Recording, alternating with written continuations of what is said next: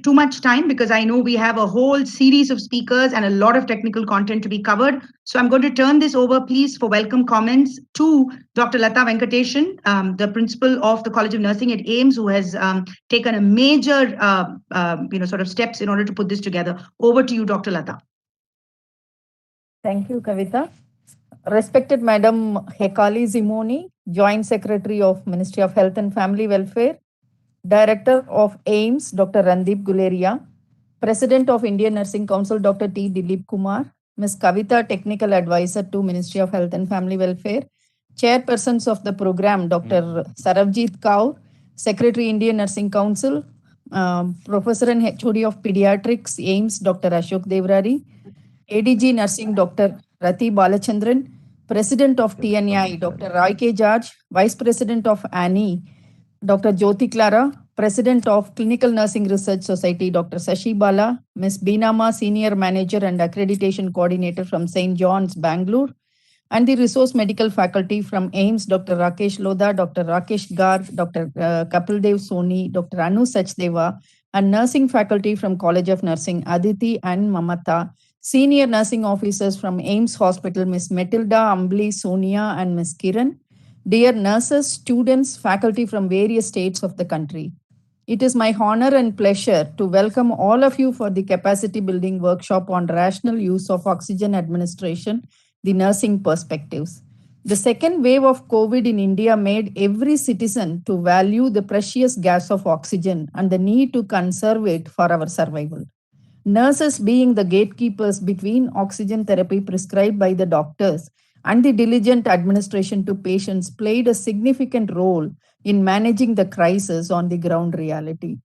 No matter COVID may go away or continue to stay with us in different forms, but the best practices need to stay in routine. It is essential to review and standardize the procedures and be prepared to meet the upcoming challenges. I am sure this webinar will provide a platform to discuss and enrich your knowledge. And once again, I welcome all of you for the program. Thank you. Thank you so much, Dr. Lata. You have played a very important role in a long time now, for the last several months, as we have been putting together all of the modules. As I'm sure you all are aware, I will keep giving general updates during the course of the moderation of this event, just so that all our nurses are in view of the various training and capacity building activities that are going on. It is indeed our honor and pleasure and privilege to have our Joint Secretary for Nursing and Capacity Building and Medical Education, Madam Hekali Zimomi, who has been such a strong gust of wind behind us in the last, literally it's been less than 2 months and she's joined, but we have done so much under her leadership. And ma'am, we are so privileged to be leading this under you. So thank you, ma'am, and will you please give us a few words of encouragement to the nurses here. Professor Guleria, Director AIIMS, New Delhi, Professor Ashok Devrari, Dr. Lata Venkateshan, Dr. Dilip Kumar, President INC, Dr. Rati Balachandran, ADG Nursing, Dr. Kavita Narayan, Technical Advisor from the Ministry of Health and Family Welfare, experts and faculty from AIIMS, the state nodal officers, and all nursing students and professionals joining us virtually for the workshop today. Thank you, first of all, for joining us for this capacity building workshop on nursing perspectives related to rational use of oxygen and its management.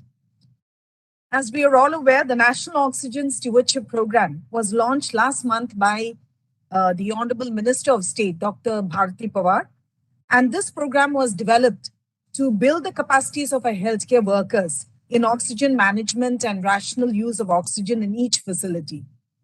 As we have seen during the pandemic, adequate and uninterrupted supply of oxygen has been critical in saving lives, and hence the ultimate goal of this initiative is to establish uniform mechanisms in every hospital for judicious use of medical oxygen by training doctors, nurses, and other allied staff. In the December program, when we launched the National Oxygen Stewardship Program, we saw an overwhelming response to the clinical training demonstration that was conducted on oxygen therapy for oxygen stewards. This actually led to the designing and the development of the program that we are launching today. And today's training session on rational use of oxygen as per nursing perspective is conducted so as to inform and upskill our nurses in the use of oxygen therapy. Nurses are the key members of any healthcare team and often the first point of contact for patients and families. More so, patients admitted in hospital are mostly under the care of nurses for the most part of their hospital stay. They are almost always the first to raise an alarm and respond to any change in the patient's condition and responsible for initiating the treatment regime. So there is a need not only to implement training programs specifically for our nurses, but also to expand such capacity building initiatives given the critical role played by nurses in hospitals and beyond. Such enhanced training and continuous professional development for nursing staff will enable a lifelong learning process and set deep foundations for best practices. We all know that nurses account for around half of our total healthcare workers, and this pandemic is a reminder of the critical role that nurses play in our health system. Therefore, it is necessary to have specific training sessions for nursing professionals. Today's session will focus on the aspects related to nursing role in rational use of oxygen, its current oxygen administration practices, and other relevant key nursing responsibilities while handling oxygen. This will ensure that our nurses are skillfully trained in dealing with the challenges related to medical oxygen use. I would also like to mention here that the response to the National Oxygen Stewardship Program has been massive, and training for oxygen stewards has commenced in all states currently. Today, we have more than 9,000 oxygen stewards trained across the country, a small initiative that has led to a very big response from across all healthcare facilities. And I hope that today's session will also be taken up enthusiastically and will help strengthen our nursing workforce in the oxygen management practices. I'm deeply indebted to the leadership at AIMS New Delhi, Dr. Guleria and his team, and the Indian Nursing Council for taking the lead and bringing up a session exclusively for nursing professionals. I'm extremely grateful for the support they have extended in designing the technical inputs, training, and the mentoring that has gone into the execution of this important program, and also for providing the resource material for the trainings. Our joint effort, I'm confident, will not only help nurses become more effective in their work, but will also increase patient satisfaction and improve outcomes. I would also like to take this opportunity to thank Dr. Kavita Narayan, our technical advisor, for taking the lead in organizing this program. And last but not the least, I extend my heartfelt gratitude to all of you, each member of the nursing profession, for the commendable service that you have done during these unprecedented times. At a time when the whole nation is united in fighting against COVID, your role is more critical than ever. I wish you all the best, and I hope that this session, this program that we have organized today, will be a very engaging session. Thank you very much. Thank you so much, ma'am. Thank you. I know that the 4,000 plus people that we have on YouTube right now, more than 6,500 people that we have via the WebEx through the various links, are all extremely grateful and empowered by those words of empowerment that you have shared. Thank you. I think it's very important for them to hear from all the nursing leadership and from the ministry, so that they continue to do this yeoman's job.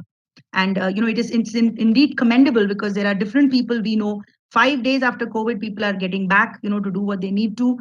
It is incredible, as really this is the backbone. We have the doctors doing the work, but until you have the backbone for caregiving, which are the nurses who are all out, ready, and fully prepared, and we make them empowered as leaders, we will not, really get together either in this pandemic or for the health system. So thank you, ma'am.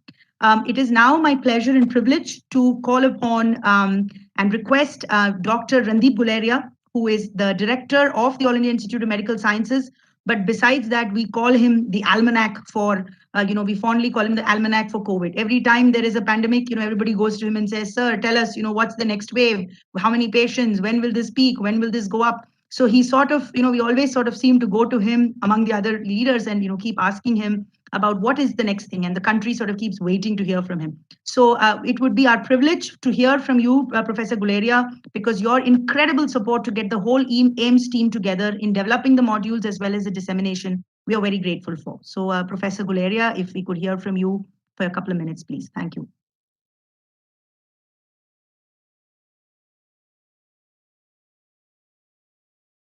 Dr. Devrari, has Dr. Guleria been able to join? I see him, I think.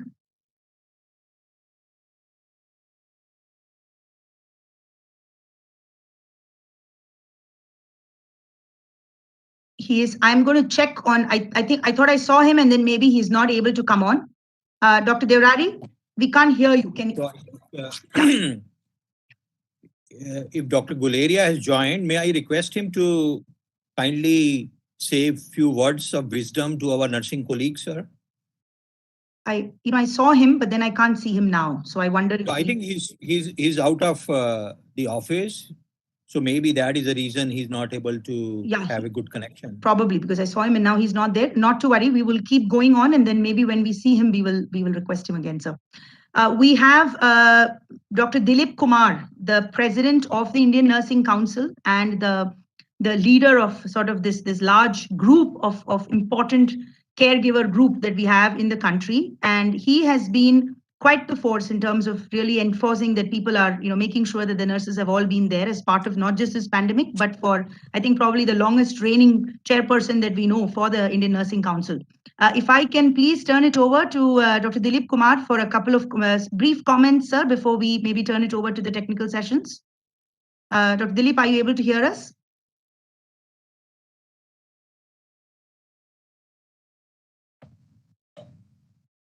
I thought I could hear him earlier. Madam Saravjit, I think he could. I don't know if he was. I could hear him earlier in the. I don't know whether he's also having some technical difficulty. He's just rung up telling there is some technical issue because of which he's unable to hear or speak. Join also. Okay, not to worry. We will keep going. We hope that whenever they can join, I know the nurses are all waiting to sort of hear. So at whichever point he can join, we will make sure that he can just come on board. Do we see Dr. Guleria there already on screen? Who else is joined on screen along with Dr. Lata?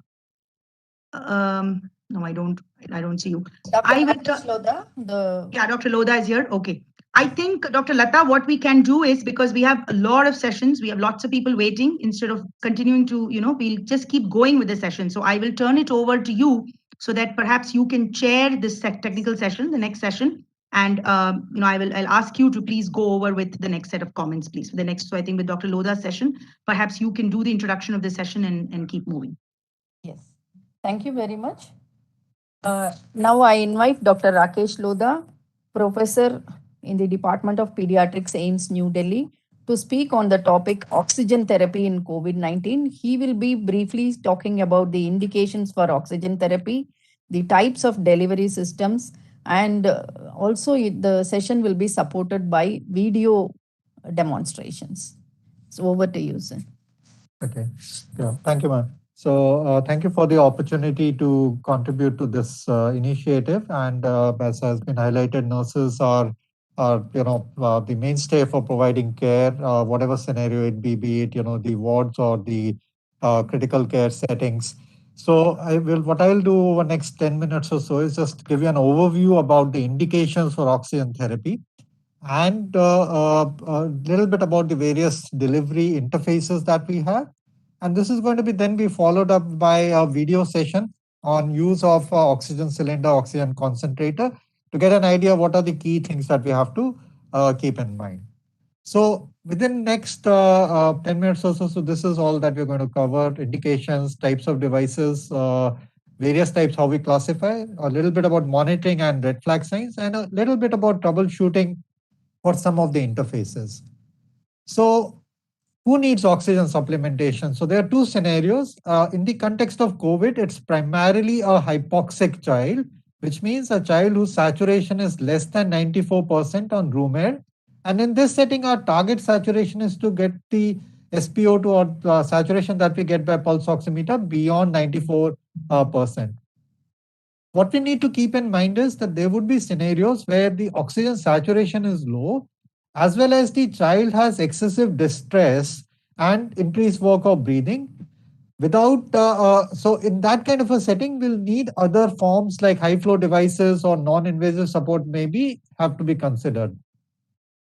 There would be scenarios where the child has a very high breathing rate, but the saturations are fine. Now, in that scenario, while we may supplement oxygen, this child needs more than oxygen and would need either a high flow device or something like a non-invasive ventilation. And the more sick of them may actually need intubation and mechanical ventilation. Now, just for the sake of completion, there would be certain scenarios where the child's saturation may be fine, doesn't primarily have a respiratory illness, but still we supplement oxygen because the need for oxygen within the body is increased. And this would be congestive cardiac failure, shock state, and at times immediately, soon after we extubate, while we are watching the child, we do give some supplemental oxygen. Now, briefly, this picture shows us the various signs of respiratory distress. There could be flared nostrils, the neck retractions, supraclavicular retractions, lower chest indrawing. There may be a seesaw breathing where when we breathe normally, both the chest and abdominal wall should be moving out. But if this is not happening in this manner, if with the chest wall coming out, the abdomen is going in, or vice versa, then this is a sign of distress. Then there may be certain aspects like noisy breathing, stridor, grunting, audible wheezing, which would be there. So whenever a child is coming in with COVID or has respiratory distress or is in oxygen, we need to monitor the level of consciousness. We need to also monitor the heart rate, respiratory rate, the signs of respiratory distress, and oxygen saturation. Now, briefly, what are the various types of devices that we have for oxygen therapy? So it could be a nasal cannula where the flow rate would be about 1 to 4 liters. That's what we typically give. Beyond that, it would not be comfortable for the patient. This provides a slight increase in the FiO2 to about 24 to 36%.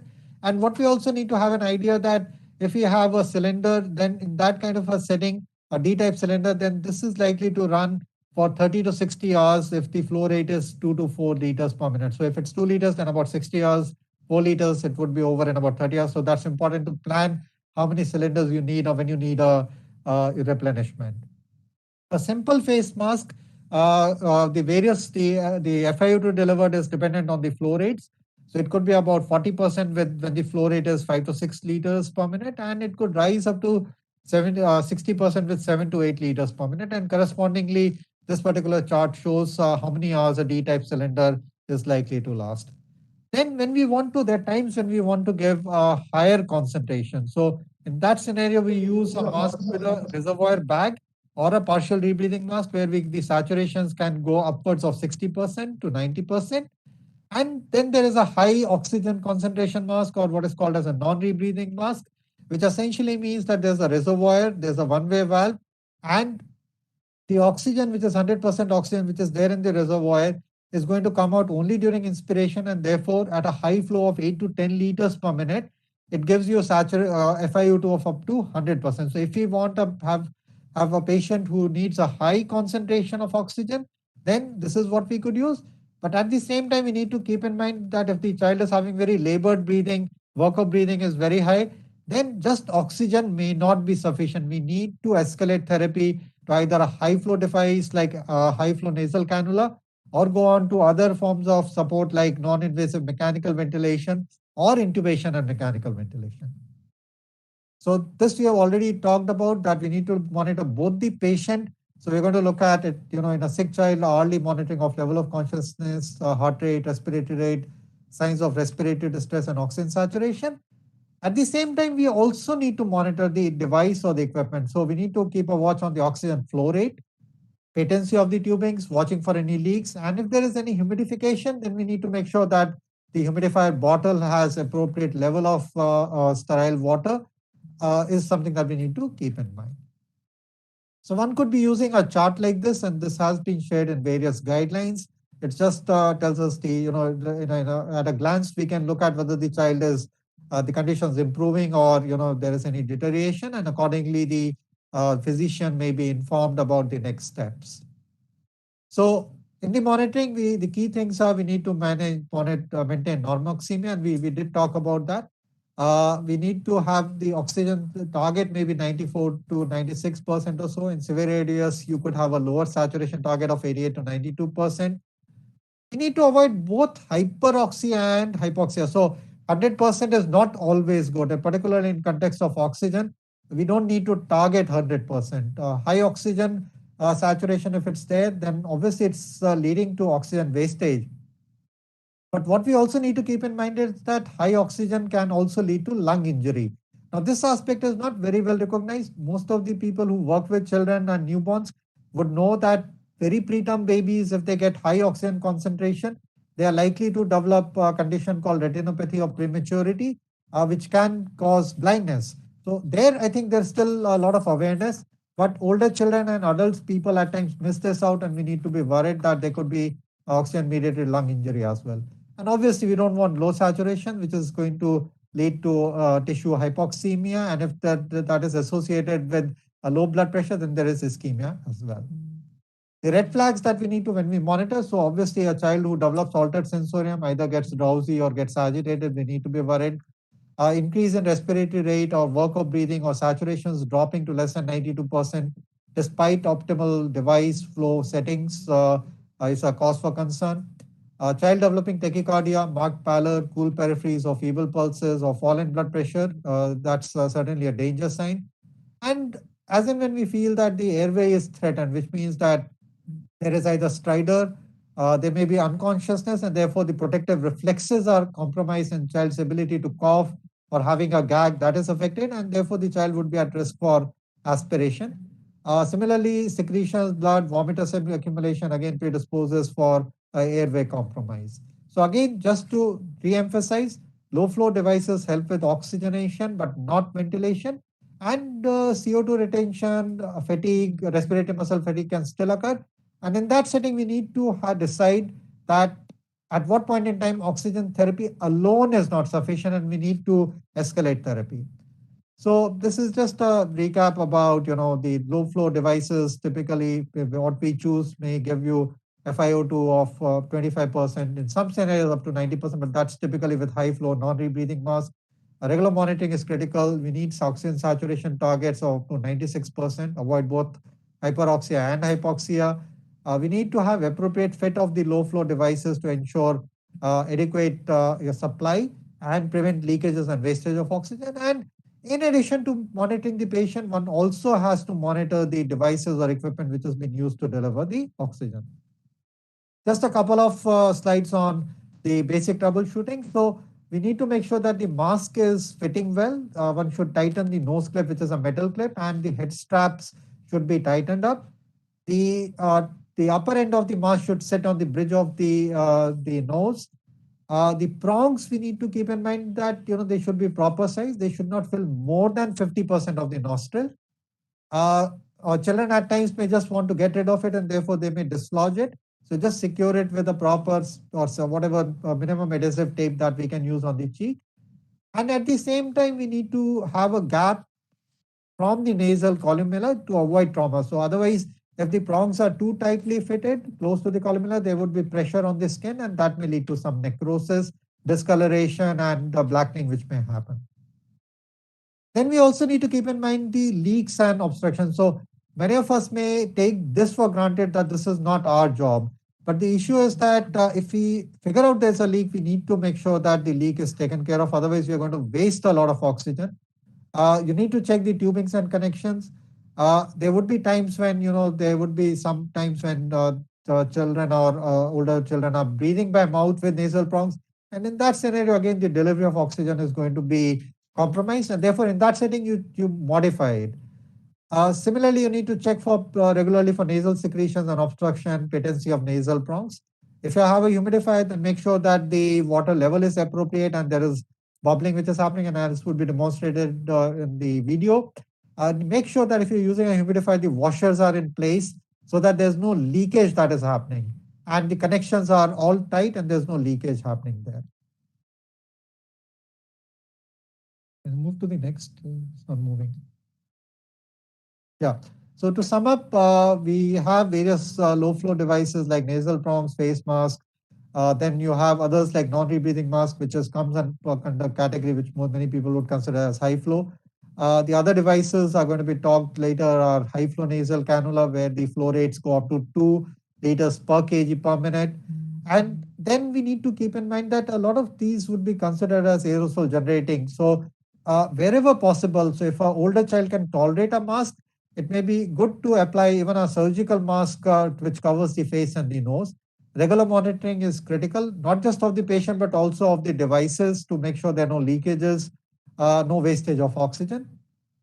Appropriate use of humidifiers, and again, saturation targets may be there, again, 92 to 96% to avoid both hyperoxia and hypoxia. In very sick children with ARDS, we lower the saturation targets to 88 to 92%. So with this, I'll end this particular session, and we could go on to the video, which is going to tell us about the first video, please.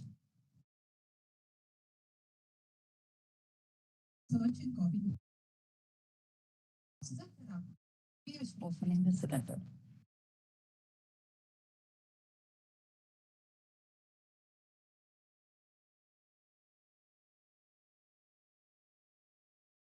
Search in COVID-19. Oxygen therapy is also very important to understand. Oxygen makes things burn more easily. Following safety guidelines is very important. Dr. Lata, can we request you to please turn up the volume of the video? At least I am not able to hear it too loudly. Perhaps the others are also having an issue. We should check for any. We are increasing the volume. Thank you. We should put it and everyone can. The next one is we should keep the oxygen tank in ventilated spaces and not in. And we should also keep the oxygen tank, that is the cylinder, away from any heat sources. Fire, stove, matches, and even the light. Still not able to hear clearly, ma'am. We should never use them. Let me show you the parts of the cylinder. And now let me explain to you the different parts of the cylinder. We have the valve. Still not able to hear clearly, Well, ma'am. we also have the and this is the I think YouTube. This is the YouTube volume. Which can also help us to know the amount of oxygen. Just a quick note to all the participants on YouTube who are possibly not able to. In fact, even on WebEx, ma'am, we're not able to hear it. We will share the link of the whole video to on YouTube as well, on the link, and also to all the participants right after. So I think that will be the best way for you to see the video on your own even after this session. And in the meanwhile, they're just checking to increase the volume.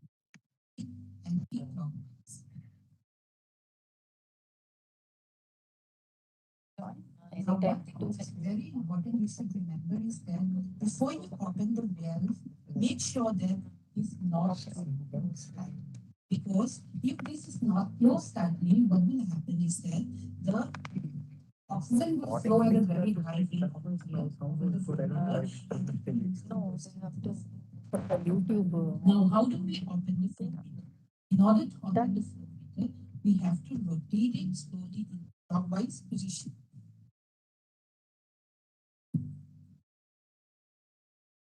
Now, this ball will indicate the amount of oxygen which is being delivered to the patients. Like, for example, now it is 4. The ball falls at 4. Now, it means that the patient is getting 4 liters of oxygen. In order to close it, we have to rotate it anti-clockwise. Now, this ball, now coming to the humidifier, this is a humidifier in order to operate it. So what you have to just you have to clockwise motion. Once you open the humidifier, you can see that there is a markation of minimum and maximum. So the amount of water to be distilled is between the minimum. Another important point which you should remember is that in hospital setting, you can put distilled water or sterile water. And at home, since distilled water or sterile waters are not available, you can use a simple RO water, but make sure that you change it. Now I will show you how to put it back. In order to put it back, you have to just fix it and then rotate it in the anti-clockwise positions. And make sure that it is tightly fixed so that the water doesn't spill out.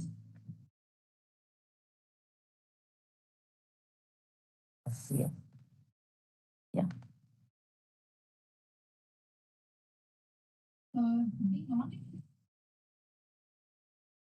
So the part 2 video is on non-rebreathing mask.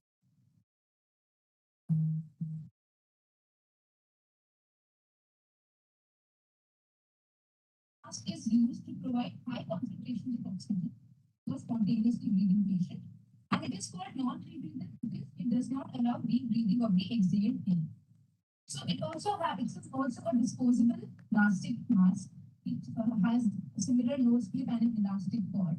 The extra features in this mask is a reservoir bag which is attached to the oxygen supply. This bag will be filled with 100% oxygen when we connect the tubing to the oxygen supply. It also has one-way valves. Now there are one-way valves on either side of the mask.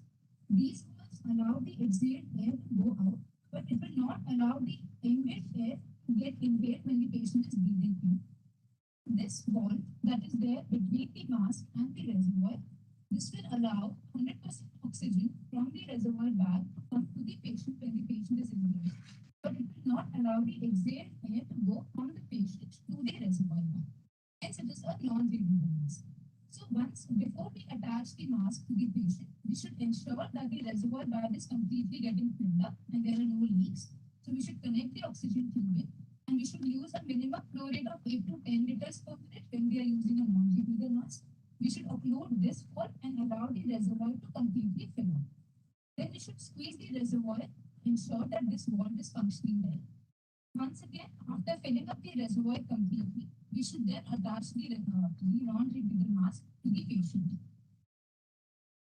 Now, when the patient is breathing in, the reservoir should be deflated by about 1/3 with each breath. We have to ensure that the reservoir does not get completely collapsed when the patient is breathing in. The caution to be used with a non-rebreather mask is that if there is oxygen supply failure or if there is any leakage, there could be suffocation because the patient is not getting any ambient air. These valves are not allowing inhalation of ambient air. All the oxygen that the patient is getting is through the bag. You have to keep watching the bag and watching the patient that the bag should not be completely collapsed and there should be no failure of the external oxygen supply. So close monitoring of the patient on non-rebreathing mask is very important. The FiO2 that is provided by a non-rebreather mask is very high. It can go up from 80% to 95% also. Not hearing. Another device that is available.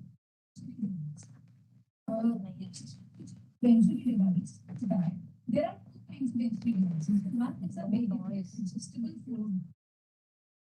If there is adjustable means it will go straight to the patient. If you see there are markings on this which can give you different markings provided by and the first should be used for the same rates are also mentioned on this device. It helps us to provide fixed FiO2. We can fix it at 24%, 26%, 28%, 21%, and so on. There are another couple of devices which are color coded. So these devices are fixed and color coded. So these will mention the FiO2 and the flow. For example, this red one mentions 40% FiO2, 10 liters. So when we are using this, we should use 10 liters of oxygen and it will provide us 40% of FiO2. Similarly, this one will we have to use 8 liters and it will provide us 35% of FiO2 and so on. So these are color coded ones. And this is a variable adjustable device. The extra advantage is what happens is there is a small there's a nozzle here which is a very small opening. It will generate a high negative pressure which will lead to entrainment of ambient air and the patient is breathing in through these holes. the flows provided by this device are very high. That is why it is classified as a high flow device. So the advantages is one, it provides a fixed FiO2. You can also taper the patient because you can taper the FiO2 as per this, as well as it helps us to give high flows using ambient air, so less oxygen is wasted. As it has been emphasized again and again, we should continuously monitor the patient who is on oxygen therapy. We should try to wean the patient off as early as possible to prevent both oxygen toxicity to the patient as well as to avoid wastage of medical oxygen. Thank you. Now I will hand over to Dr. Kapil for demonstration of high flow nasal.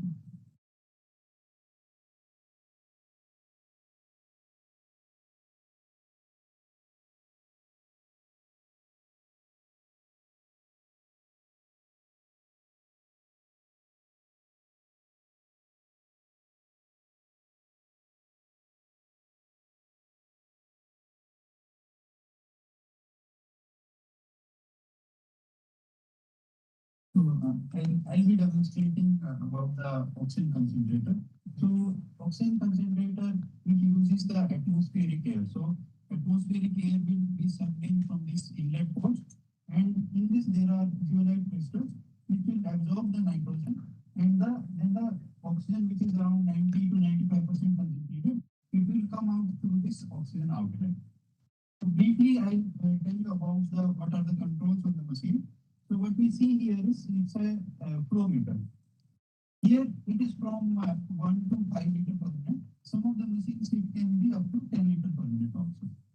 This is the outlet for the oxygen. This is a reset button, and this displays the hours for which the machine has been used. And on the back side, there is a recess for attaching a humidifier water. So the oxygen from here goes into the humidifier water, and from the humidifier water, it will go into the nasal prong or face mask line that they are using into the patient. Now I'll just switch it on and I will show you how it operates. So we have connected it to the electricity, and now I'm switching on this button. Once you switch on, it gives a alarm, which is for low oxygen alarm, but within 1 to 2 minutes, this alarm will disappear because the oxygen concentrating will rise above the lower limit, which is around 80% for this machine. And then we are going to open this flow meter to the desired flow. So here it can go up to 5 liter per minute. And we can see here that there is problem in the humidifier water. And this can be applied to a patient whoever needs oxygen. So traditionally it is used for chronic care or home oxygen support, but it can be used even in acute care when the facilities are not available. Limitations are that it has a limitation of flow. So maximum in some machine it can go up to 10, but it is usually the flow is up to 5. So it can be used with the face mask or a ventilator mask or a nasal prong, but it cannot be used with the non-rebreathing. Little bit about the maintenance. So the maintenance includes the cleaning of the excellent cleaning of the machine, cleaning of the humidifier water, and cleaning of the nasal prong. It should be done regularly, usually once a week for the machine and the tubings of nasal prong, and almost daily the water should be changed or as per when required. And the cleaning of the filter that has to be done as per the manufacturer. We are not able to hear.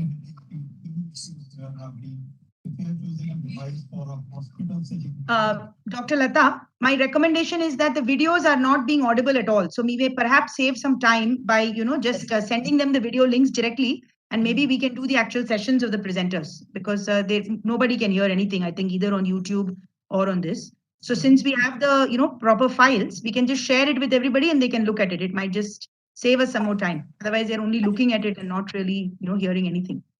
Yeah. Actually, in YouTube, we were able to hear. It's okay. Yeah, it is okay. We will move on to the next session. Any questions from the participants?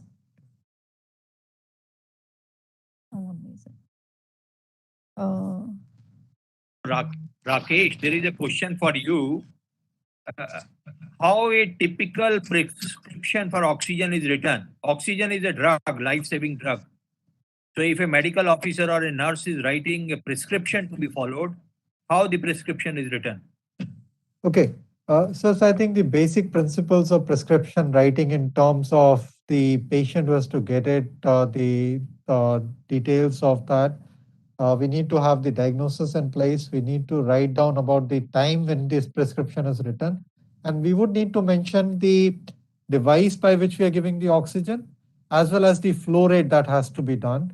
And accordingly, one would do this, and also the monitoring aspects, the monitoring chart as to what all has to be done, and also try and indicate, particularly if, let's say, the staff is monitoring as to what the danger signs are and in which scenario the physician should be sought. So it could be, let's say, a child who's receiving oxygen by nasal prongs, 2 liters per minute. And along with that, we would say monitoring of clinical signs, heart rate, respiratory distress, level of consciousness, the oxygen saturation every 1 hour. If the saturation is less than, if it's dropping below 92%, or there is child has excessive distress, or becomes agitated or drowsy, or the heart rate increases, let's say in this scenario, let's say it goes beyond 140, in that scenario, they should be calling for a physician to look at the child and also look at as to what the next steps would be. So it would be similar to what we write for any other prescription, which should duly be written and signed by the person who's writing the prescription. Thank you, Rakesh. So I think you highlighted all the points. Oxygen is like a drug. Too much or too little is bad. So you also write down, in addition to whatever you mentioned, when do you de-escalate oxygen so that you prevent hyperoxia in the patient. Rakesh, there is another second question for you. Can we use oxygen hood box for giving oxygen for infants below 1 year of age?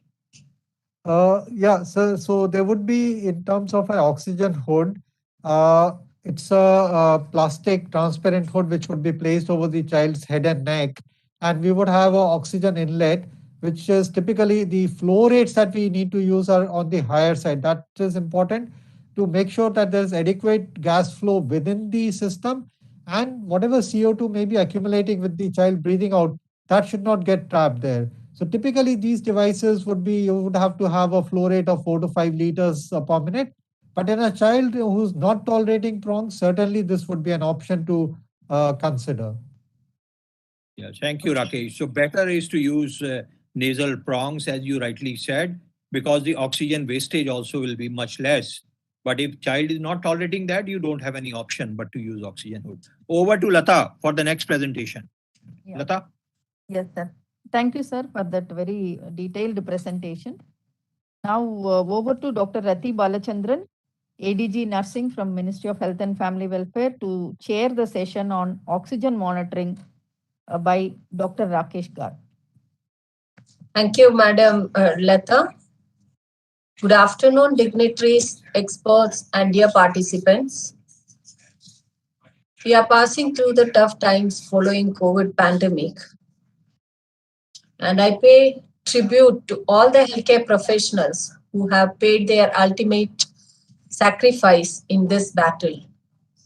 Because of the dedicated, competent efforts of all healthcare professionals, especially nurses, we could save many lives.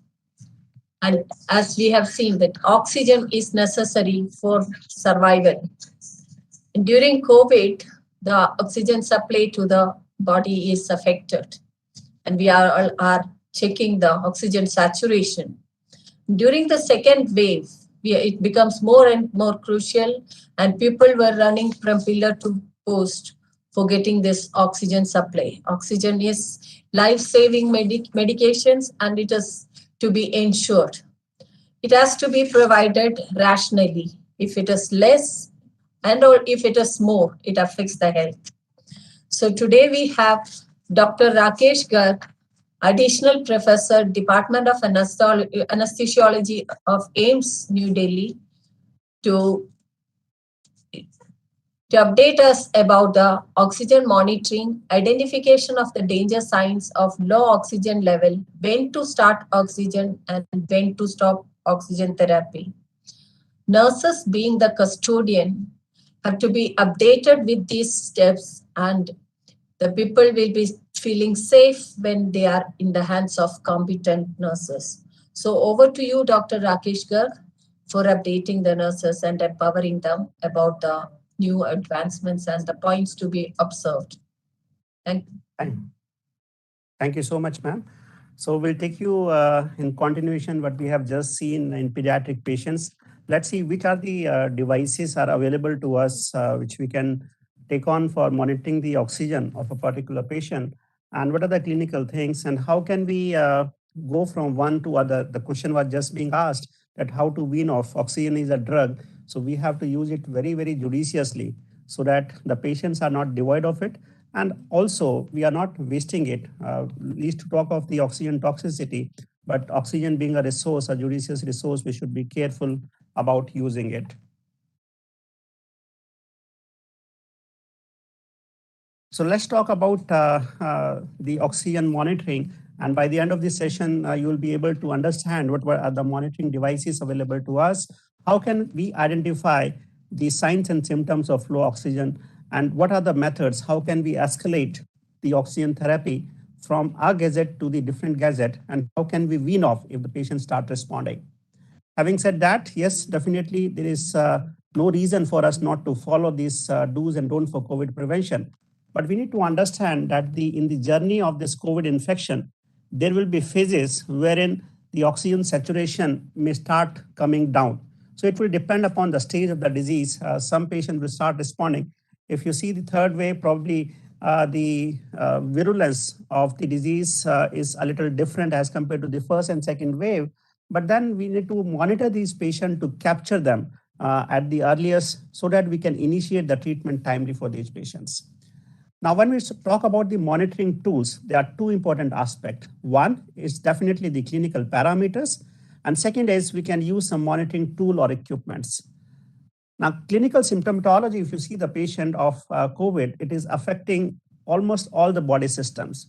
And when we talk about the oxygen requirement, it is just not the pulmonary aspect, but it is also related to the effect on the other organs also, like, for example, cardiovascular system or other secondary infections. So we should be a little cautious when we are seeing these patients for the oxygen supplementation, that we are looking for the pulmonary aspect, but simultaneously the other things also needs to be looked for. Also, the presence of these symptoms would depend upon patient's age, the presence of disease process, the level of health, and the presence of chronic illnesses. That's why we are saying that those patients who are having high comorbidities, those patients who are having respiratory disease, pre-existing respiratory disease, they will have probably earlier signs of low oxygen because their reserves are low, and hence we should be a little cautious with this. Now we have to identify the signs and symptoms at the earliest. I think the nursing professionals are the lead. They are the main ground level person who are looking at these patients round the clock.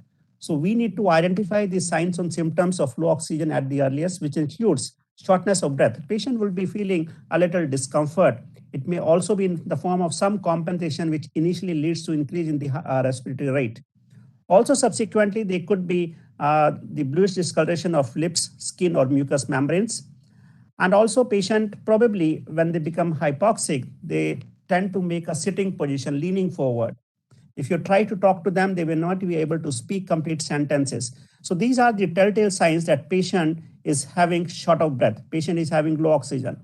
And as the hypoxia worsens, the patient can show hemodynamic response also. There could be initial tachycardia followed by bradycardia. There could be hypotension. There could be activity intolerance. The level of consciousness start will decreasing. So this is how the gradation of falling oxygen levels can be picked up in case we are following these patients. But remember, the earlier signs of hypoxia usually manifest in the form of anxiety, confusion, sweating. Sweating is more commonly seen in this third wave of COVID-19 infection. They start compensating for it.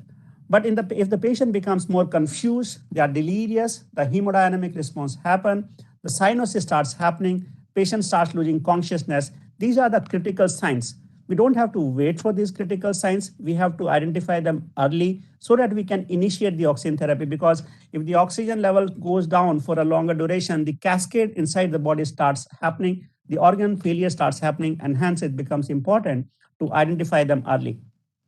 Having said that, We also need to understand this term happy hypoxia. We have seen many patients who would show a saturation of 75, 80, 85%, but they were looking very well. They were a little anxious, but they were not showing other features which I've just mentioned. So this is a quite characteristic of this coronavirus infection in this phase, and hence we should be a little cautious, and hence it requires supplementation of a monitoring tool for these patients so that we can monitor them, those who are COVID-19 positive. Basic tools that are available for in-hospital are pulse oximetry and arterial blood gas test. Pulse oximetry has become a very, very important tool, not only for inside the hospital, but also outside the hospital. And hence it becomes essential that we understand the nitty-gritty of using the pulse oximeter appropriately. You must have seen in the first and second wave, there were a lot of news that pulse oximeter was showing reading without being attached to the patient. It was not showing appropriate reading. So this means we need to understand ourselves also, and also we need to teach the patients and the caregivers so that they can monitor the pulse oximetry appropriately. Also, we need to understand just not the patient's oxygen saturation, but as we just mentioned, and Dr. Lodha also mentioned, that oxygen is a drug. So we also have to monitor the oxygen being delivered using oxygen delivery devices, and hence the selection of device needs to be done appropriately depending upon the situations. ये hang कर गया. So when we say the pulse oximetry, it is a non-invasive method of measuring saturation, and pulse oximeter is a device. So this is the term that we use for them. And now this is the commonest monitor that you must have seen inside the hospital, outside the hospital. This is a finger probe that has been used.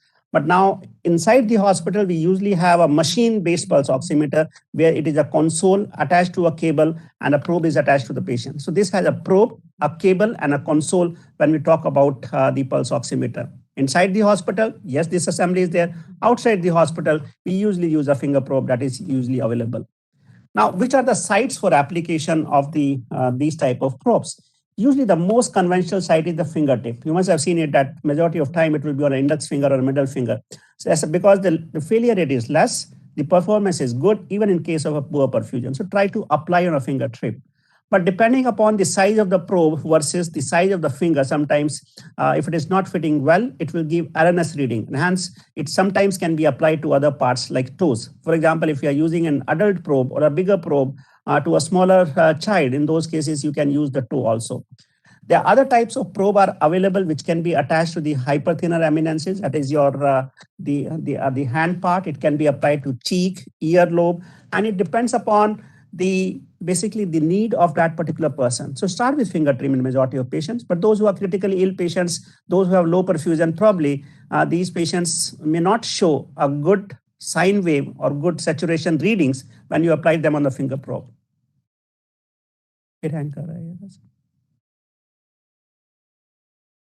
Right. So when you apply this pulse oximeter to these patients, remember, these are the key points that you need to remember, that the sensor application should be appropriate. That is, whatever the probe that you're using should be okay. You see there will be a red light and there will be a small window on the other side. So the position of this LED and photodetector should be appropriately placed so that the finger comes in between. There is a good skin contact. There is proper application site and preparation, that it should not be wet, it should not be having a nail polish, it should not be colored. There should be a reduced activity level so that this means the finger is not moving. If there is an artifact, there is a movement of the finger, it will show an RNS reading. Protection from the environment light. If there is a lot of light falling on the probe, it will show again an RNS reading, and use an appropriate size of the sensor. So now when you apply it, this is for us to understand, also to make the caregivers understand it. When you apply them, let it apply it for a couple of seconds and take the readings at least at a time 2 to 5 minutes when it's stabilized. Let the hand rest on the chest at the level of heart rather than dangling in the air. Check that the displayed heart rate correlates to a manually checked heart rate. This is important because most of these pulse oximeter will also show a heart rate. If there's a discrepancy between the heart rate on the pulse oximeter, on the manual pulse rate, this means the reading is not acceptable. The reading is RNS. And hence, when you start initiating the application of pulse oximeter at least once, maybe when you are having any confusion, just measure the pulse rate of the patient and correlate. If it is yes, then probably whatever the reading is acceptable. Ammeters and the detectors must oppose. If you see the pulse oximeter, the red light and the detector, they should be across the finger. They should not be directly reaching, and that will be the appropriate light. And use appropriate size probes. In case sometimes you will see that when you apply the pulse oximeter, the readings will fluctuate. You will see it's showing 97, but then it will show 85 and then will come back. This means probably patient will not show usually clinically so much of fluctuation without intervention. So this means this is a technical error. In those cases, ensure that the patient finger is warm. You can rub the skin. Try an alternate probe site. You can keep on the other hand. You can keep on the foot also. Try a different probe and check your equipment also. Especially the finger probe, they are very sensitive. If you just make them fall 1 or 2 times, the internal settings will go up, they go haywire, and probably they will not show the correct reading. And there are a couple of situations in which you should be cautious. Emotion artifact. Sometimes the patient may be shivering because they may have fever. In those situations, whenever the movement of the finger happens on which you have applied the probe, they may show a different wrong RNS reading. So always you need to be cautious about it. The application of nail polish. It will again, especially when it is brown, red, blue, black, or green, in those situations, it will again go wrong readings. Either remove them or apply at different places. Low perfusion, especially when they have hemodynamic issues. In those situations, probably the pulse oximeter, especially the finger probe, when we use in the hospital setting, they have some technology that can pick up low perfusion pulse oximeters. But then in those situations, when you're using the finger probe, they may show RNS reading. So you can change it to the central site, or you can apply some vasodilating cream or digital nerve block. We do it. And probably the most commoner, the remedy will be warming the patient, warming the finger. You can just apply a cotton pad over it. It will warm up and will show a good reading onto it. The edema. Sometimes these patients, especially who are critically ill, especially those nursing professionals who are taking care of these patients in the ICU setup, they should be cautious, because if it is an edematous hand, then it will show an RNS reading. Optical interference, too much of glare of the light. In those situations, again, they will show an incorrect reading. Now, this is just a step. I may not be going into detail. It will be with you. These slides will be with you also. You can just go through it. These are the steps that you can always learn yourself. You can paste it somewhere. And you can tell the caregivers also, because sometimes the caregivers, when they are using finger probe, they will be taking correctly. Just turn the pulse oximeter on. It will take some time for internal calibration. For that time, whatever the readings are coming, there may not be appropriate. Just wait for a couple of seconds. When these readings stabilize, then you can use them. Select the appropriate size of probe. Connect the probe to the pulse oximeter. Position the probe carefully. It fits appropriately on the finger in which you are applying it. It is easier to loose, not too tight. If possible, avoid the arm used for blood pressure monitoring, because when you take the blood pressure through the same arm, it will the perfusion will stop and the artifacts will come up, and it will happen quite frequently. So try to avoid it. Allow several seconds of pulse oximeter to detect the pulse and calculate the oxygen saturation. Look for the displayed pulse indicator. Each machine will have some signages. It will be like an wave which is coming and going back. Look for this. If it is going appropriately, then probably the readings are acceptable. If there is no pulse signal, then probably it's an artifact. So you be cautious of measuring these readings. Like all machines, pulse oximeters may give a false reading. If any doubt, look for the clinical judgment. Look for the other parameters. Look for sometimes, especially when you're on a critical care setup, we can also look for the ABG, especially for critically ill patients. But otherwise, look for the clinical parameters if they're in the ward. The function of oximeter probe can be checked by placing it on your own finger, because you know that your saturation is okay. So that will be a self-testing. Adjust the volume of audible pulse peep. Now, this is important, especially when you are inside the hospital setting. Each of the pulse oximeter has a alarm setting. So please set it up, because in case if the patient deteriorates, the alarm can warn you up that the saturation is falling or the pulse is falling, and you can take appropriate action.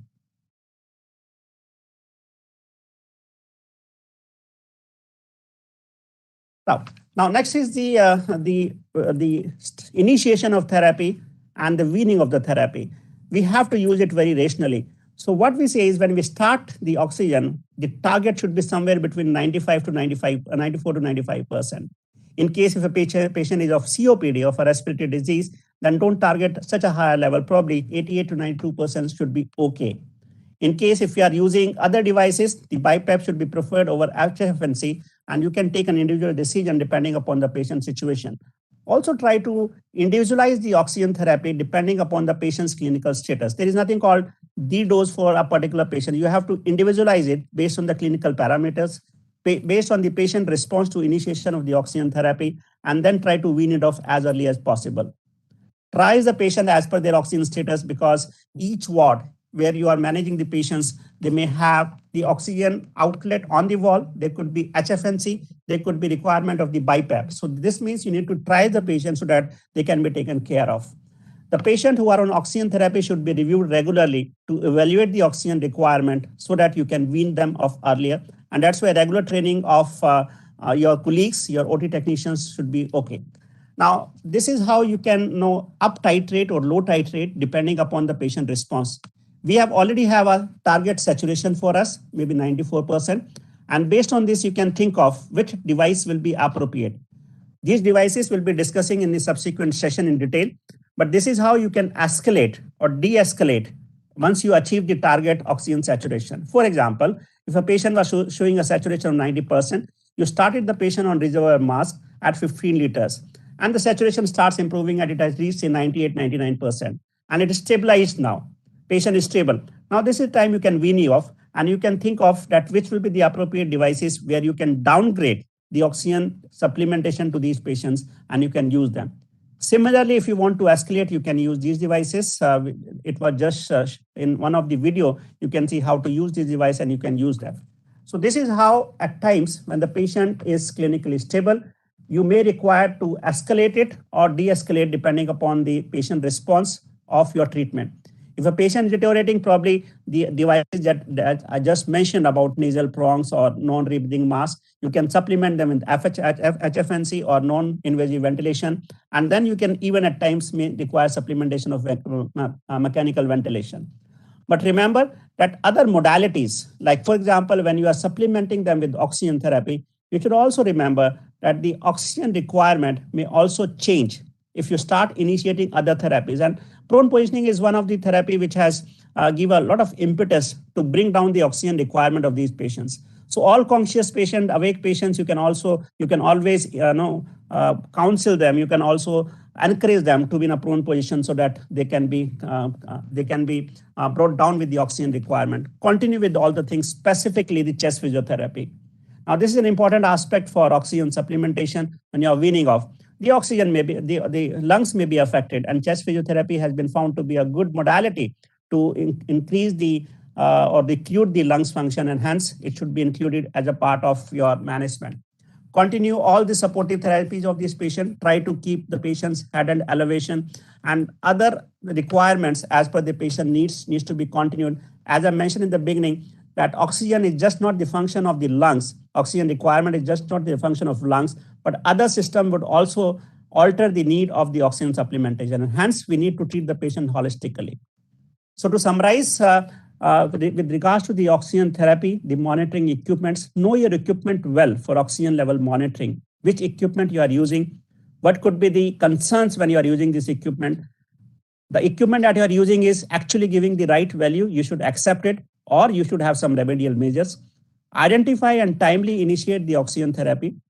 Once patient is stabilized, try to wean them off and appropriately so that you are not wasting the oxygen. And oxygen is a drug, use it judiciously. Thank you so much. Thank you, Dr. Rakesh, for giving a detailed description about the signs and symptoms and how to use the pulse oximeter effectively, and all the practical tips which you have mentioned is very useful for the nurses. Is there any question for Dr. Garg?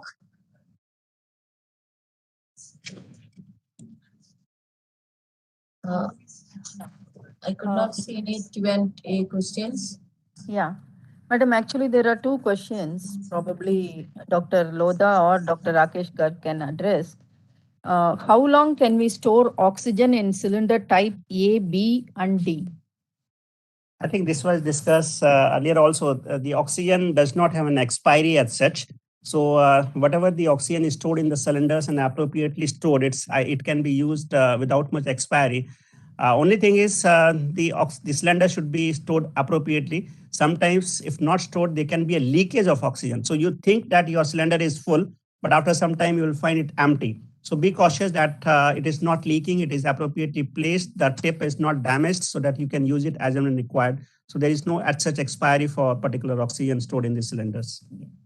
Yeah, I think I would agree with that. And while some companies may put up a label and which is generally 2 to 3 years, but the key thing is that while being stored, if there is a leak, there's a problem. A cylinder which has been opened once and used partly, I think one needs to make sure periodically check whether it has adequate pressure, and that should be about 140 to 150 kilogram force per centimeter square. Only then it's likely to have the requisite amount of oxygen. Otherwise, we may think we have a cylinder, but if it doesn't have oxygen, that's actually quite dangerous. Rakesh, the cylinders which are empty should be labeled and kept separately, not Yes, with sir. the cylinders which are filled cylinders. So yes, sir. So the new cylinders that come in actually have a seal on the their outlet, and if the seal is removed, obviously that's the reason that one would need to be careful that these should not be mixed up, and one shouldn't think that we just have a cylinder. Therefore, part of the monitoring and daily checks that a unit should be doing is to look at whether the cylinder that they have is at least one cylinder which is full, particularly for transport and all. For areas which are relying primarily on cylinders to deliver the oxygen, I think they need to have a adequate inventory to make sure that there is adequate amount of oxygen cylinders which are full, which are available with them. So. Thank you, sir. The next question is, what device will be good for the newborn baby? So the oxygen devices, if you're looking at newborn babies, we may use if you have appropriate size prongs. And I'm not at this time point, I'm not talking about very like preterm babies and all. And again, I think this topic is going to be covered by Dr. Anu in a little while. The option is to use oxygen hood is what. So prongs or oxygen hood is what we may be looking at. If the child has excessive distress, then non-invasive modalities like giving nasal CPAP or bubble CPAP is something that is very commonly used in newborn setting.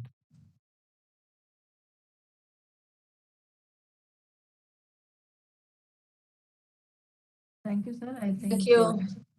Those were the two questions. Yeah. Thank you, Dr. Rakesh Garg and Dr. Rakesh Lodha. A competent, vigilant nurse can save life of many who are there, and being the custodians, as I mentioned earlier, the life of inpatients have to be saved by competent nurse, by vigilant observation. Moreover, they have to also ensure that there is oxygen is available if there is any need arises. So as mentioned, the inventory has to be also ensured. And with this, I request the participants to utilize this knowledge in your daily practice and also stay tuned for the further sessions. Over to you, ma'am. Thank you, Dr. for the excellent session. Now we move on to the next session, and I request Dr. Sarabjit Kaur, Secretary of Indian Nursing Council, to chair the session on oxygen audit. Thank you, Dr. Lata. Am I audible? Dr. Lata and Dr. Sarabjit, if you can just ensure to keep your volume at max. We are just hearing some questions, comments from people saying that they would like the audio to be a little bit louder. So if you could just keep your volume at max, please. Thank you.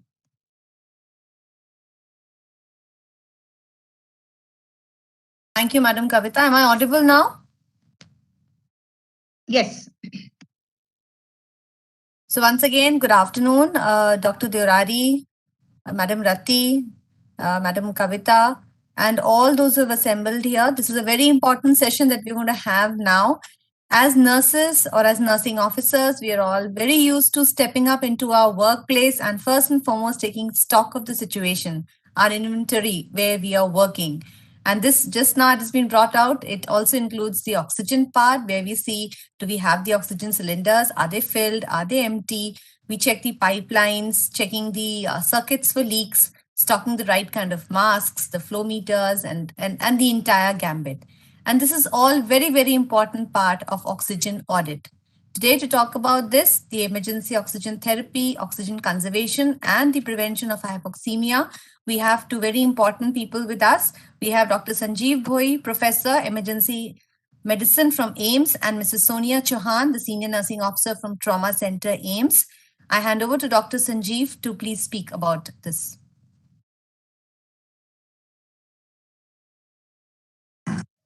Thank you, Madam Sarvajit Kaur, and to the nursing fraternity, who is along with Ministry of Health, who is organizing this very important topic on oxygen therapy, on the length and breadth of the various paradigms of oxygen therapy. So we're just sharing the screen just now. Is the screen visible, Madam? Yes, we can see it. Yeah. Can you hear me loud and clear? You're audible. Please go ahead. A little bit louder, please. Again, request you to just speak really loud and also turn up the volume on your mics. Thank you. Okay, thank you. Thank you very much. So, let me, this whole presentation we talked about, will be presented by me and Sonia in tandem. And let us take a scenario of a young gentleman who presents to the emergency department with fever, cough, and dyspnea. He is hypoxic, he is tachycardic, and he is tachypneic. How do you manage such patients? This is one paradigm of patients with various paradigms of patients who are requiring actually oxygen, who are hypoxic due to medical conditions, trauma conditions, surgical conditions, adult and pediatric. So definitely the mainstay of treatment here is the oxygen, which is like a drug, as Dr. Rakesh rightly pointed out. So the objective of this whole topic is to discuss what are the causes, diagnosis of hypoxemia and how it will be prevented. How do you actually do an oxygen audit, and what is the leadership role nursing can play in doing this and making a system of oxygen audit. Hypoxemia is defined as as a partial pressure oxygen of PO to less than 80 while breathing in room air. And there are various classifications from normal to mild, moderate, and severe hypoxemia. In nutshell, if the patient presents to you with on baseline hypoxia as low saturation, or the patient is on oxygen therapy and the dipping of oxygen levels, you say the patient is having hypoxemia. The symptomatology, patient can have various paradigms of symptoms, like we know that when the patient is hypoxic, the patient can be agitated, patient can have headache to confusion to coma, and patient can present it with chest pain, and patient can have dyspnea. So how do you diagnose hypoxemia? It is based on the clinical methodology, and where the patient will be tachypneic, patient, and having cyanosis is a late sign of hypoxemia. So one should not wait for that. And we do a pulse oximetry. You can do also that you can do a stress test, like you ask him to walk for 6 minutes and look for drop in oxygen saturation, which is the early telltale signs of hypoxemia. You can do a arterial blood gas. You can do so. There is various tests you can do to diagnose hypoxemia.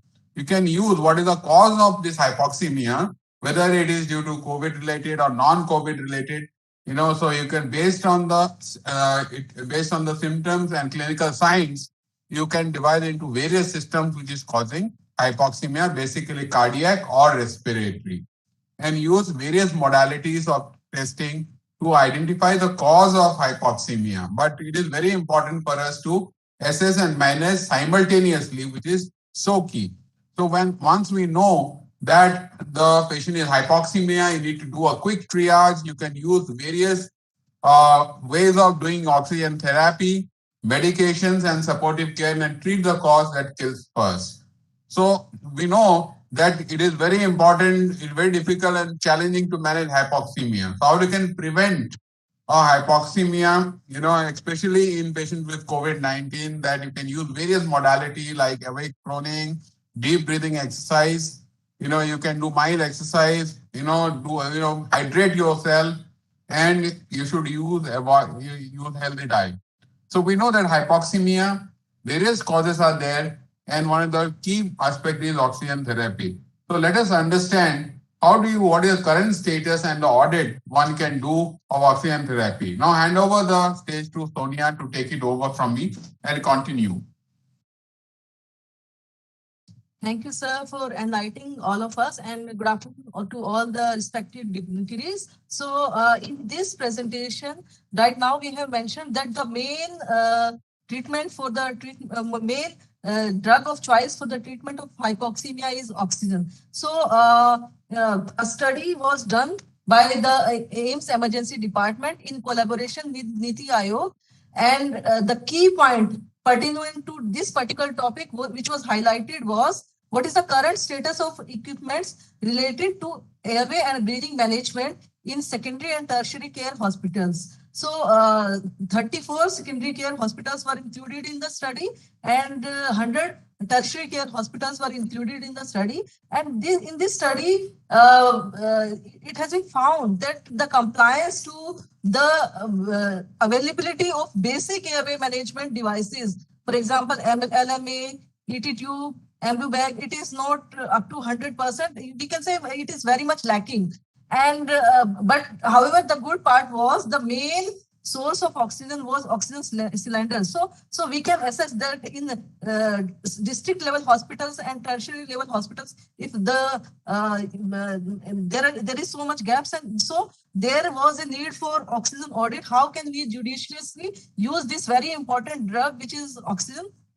So oxygen audit mainly aims at rational use of oxygen, streamline the oxygen supply from different sources of oxygen, ensure safety measures in oxygen delivery system at facility level, regular and periodic facility-based audits by dedicated oxygen audit team. And this particular need for oxygen audit was also supported by Ministry of Health and Family Welfare, and they issued the guidelines for hospital administrators as well as healthcare providers. So for hospital administrator, the recommendation was given to form oxygen monitoring team in each and every hospital, which will include the nurse and the OT technician in each shift. The responsibility of these nurse and the technician or oxygen monitoring team is basically to inspect the gas pipeline, monitor the gas outlet as well as the cylinders to detect any leak, and also they are supposed to sensitize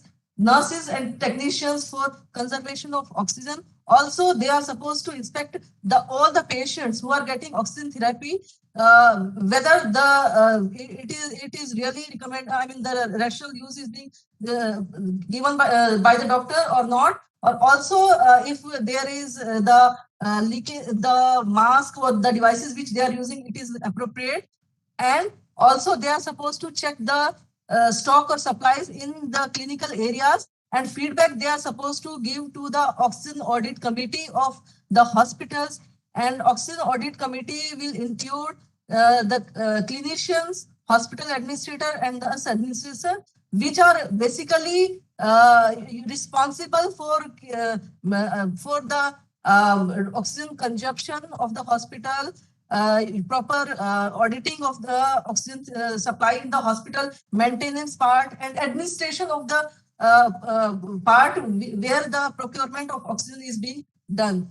So apart from that, the recommendations were for healthcare providers, and in which the strong recommendation was given that individualization of oxygen therapy depending on the need of the patient. And for that, the SpO2 level, target SpO2 level has to be assessed for each and every patient. And also the respiratory status of the patient has to be assessed. And accordingly, the oxygen therapy has to be instituted. And also the recommendation was for escalation of oxygen therapy should be done from CPAP to BiPAP or high flow nasal cannula based on the clinical response and in consultation with the clinical doctors. And also the healthcare providers should audit the oxygen use within their clinical area so that they can improve themselves. The main focus areas of oxygen audit are oxygen prescription, prevention of oxygen loss, periodic triage, and oxygen conservation.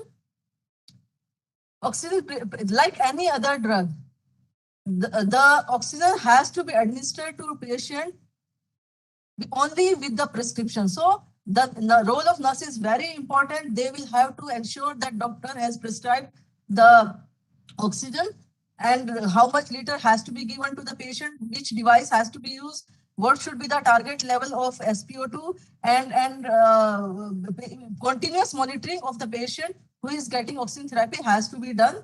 Use of right devices also very important, whether the patient is supposed to use the nasal cannula, or the patient is supposed to use nasal prong or oxygen mask, non-rebreather mask. So that has to be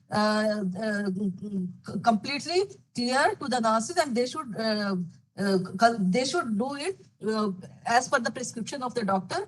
Continuously monitoring should be done for the respiratory rate, saturation, ABG of the patient who is getting oxygen therapy, and accordingly use this is a checklist which is recommended by Kerala government. So like that, we should document about the oxygen therapy to the patients. So in this day, time, respiratory rate, oxygen saturation, oxygen, what oxygen device is being used, what is the flow rate, it has to be done periodically. And also it will be good if like we are doing TPR charting in the chart where graph is being plotted. So that way only SpO2 monitoring has to be plotted in the graph, and that will guide us for increasing or decreasing the or escalation or triaging down the patient for oxygen need. And also the nurses are supposed to anticipate adverse effect of the oxygen therapy, continuously monitor the patient for that, and treat if such adverse effects are there. Periodic triage, the role of nurses is very important. Triaging of the patient as per their oxygen status should be done at regular interval, because once you have started with oxygen, it is not necessary that the same flow rate or same device the patient will use for the entire period. So it has to be continuously evaluated, and if there is need of step down or step up, it has to be done by the nurses in consultation with the doctor. And it has been shown that oxygen therapy, de-escalated oxygen therapy is needed as patient improves clinically. Also, if SpO2 is more than 94% for 12 hours continuously, then patient should be switched over to intermittent oxygen therapy, and then again he can be shifted to room air. Oxygen conservation. In the last pandemic, COVID pandemic, we all have seen the surges of patients with COVID-19, which has led to shortage of oxygen in many hospitals. And this kind of labels we have also witnessed in the hospital. So what is oxygen conservation? The judicious use of oxygen therapy in individual case, and to enhance the accountability of oxygen conservation through monitoring and audit without compromising the quality of care. So this point is very important. We should give the oxygen therapy without compromising the quality of the care to the patient. So adequate, whatever patient is requiring, that oxygen has to be given to the patient, simultaneously keeping in the mind that oxygen should not be wasted. So to prevent the loss of oxygen, the nurses can play a very important role. They can inspect the oxygen source in each shift. We should check the wall mounted and also the cylinders, that there should not be any leakage, and closure of the valves in pipeline system in no use area has to be done. If wall mounted oxygen is there, sometimes we can see the valve is open, so that has to be periodically checked in each and every shift in wards as well as in emergency departments, and close it whenever required. Use of adequate fit of right size mask or non-breathing mask is very important to avoid the wastage or oxygen loss. Ensure right size of endotracheal tube with optimum cuff pressure so as to minimize the leaks. We should maintain base flow in ventilator to minimum if it can be according to the clinical condition of the patient. Standby mode can be used if for the ventilators. For example, if somebody is doing suction, so standby the ventilator should not be kept on. It can be kept on standby mode, and after suctioning immediately, ventilator can be connected. Use of it has been proven that use of closed suction devices prevents the oxygen loss to some extent. as we all know that oxygen is a gas which can catch fire easily. So fire safety in our own clinical area is very important. I have mentioned about the cylinders because in India, most of the area cylinders are the main source of oxygen. So do's and don'ts of has to be followed to prevent the fire safety while using oxygen therapy. Here to take home message is recognize, resuscitate, and refer the patient in time.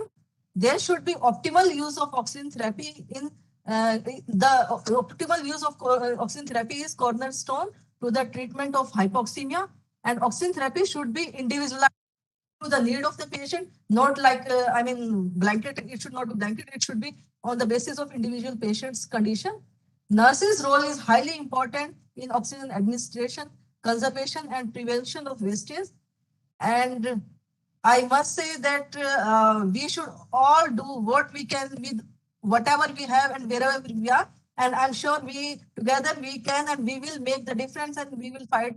We will against this corona pandemic. We will, just go through it. Thank you. Thank you, Dr. Sajeev Boy and Sonia Chauhan for a very, very crisp presentation. I can see in the chat box there are no questions. So in case anybody wishes to ask any question amongst the panelists or the speakers, please feel free. If not, then I have a quick question, Sonia. Could you throw some light on the role of documentation, especially regarding the oxygen administration charting? You've shown us a chart over there. Yeah, so role of documentation is very important in whenever we are giving oxygen. First of all, as nurses, we must ensure that the oxygen has been prescribed by our doctor. Number one. Number two, when we are documenting, we must document the what oxygen flow has to be given to the patient and what is the flow rate which we have set. What is the SpO2 level of the patient? What is the respiratory rate of the patient? And it will be good. I have mentioned in that slide also. Now also I am mentioning. It will be good if we are mentioning the clinical condition, respiratory rate, and the SpO2 in the form of a graph. Then it will guide us to further, increase or decrease the demand for oxygen for that particular patient. Also, it has to be continuously monitoring of the patient. Whatever the patient's condition is, it has to be documented properly. The nurse's role is very important, and it has to be signed properly so that it is guiding. It is a type of communication to other team members as well if we are documenting it properly. Thank you, Sonia. Dr. Sanjeev Bhoi, I would just want to hear your comments on the hospital oxygen audit committee, and where do you see the role of a nurse in this?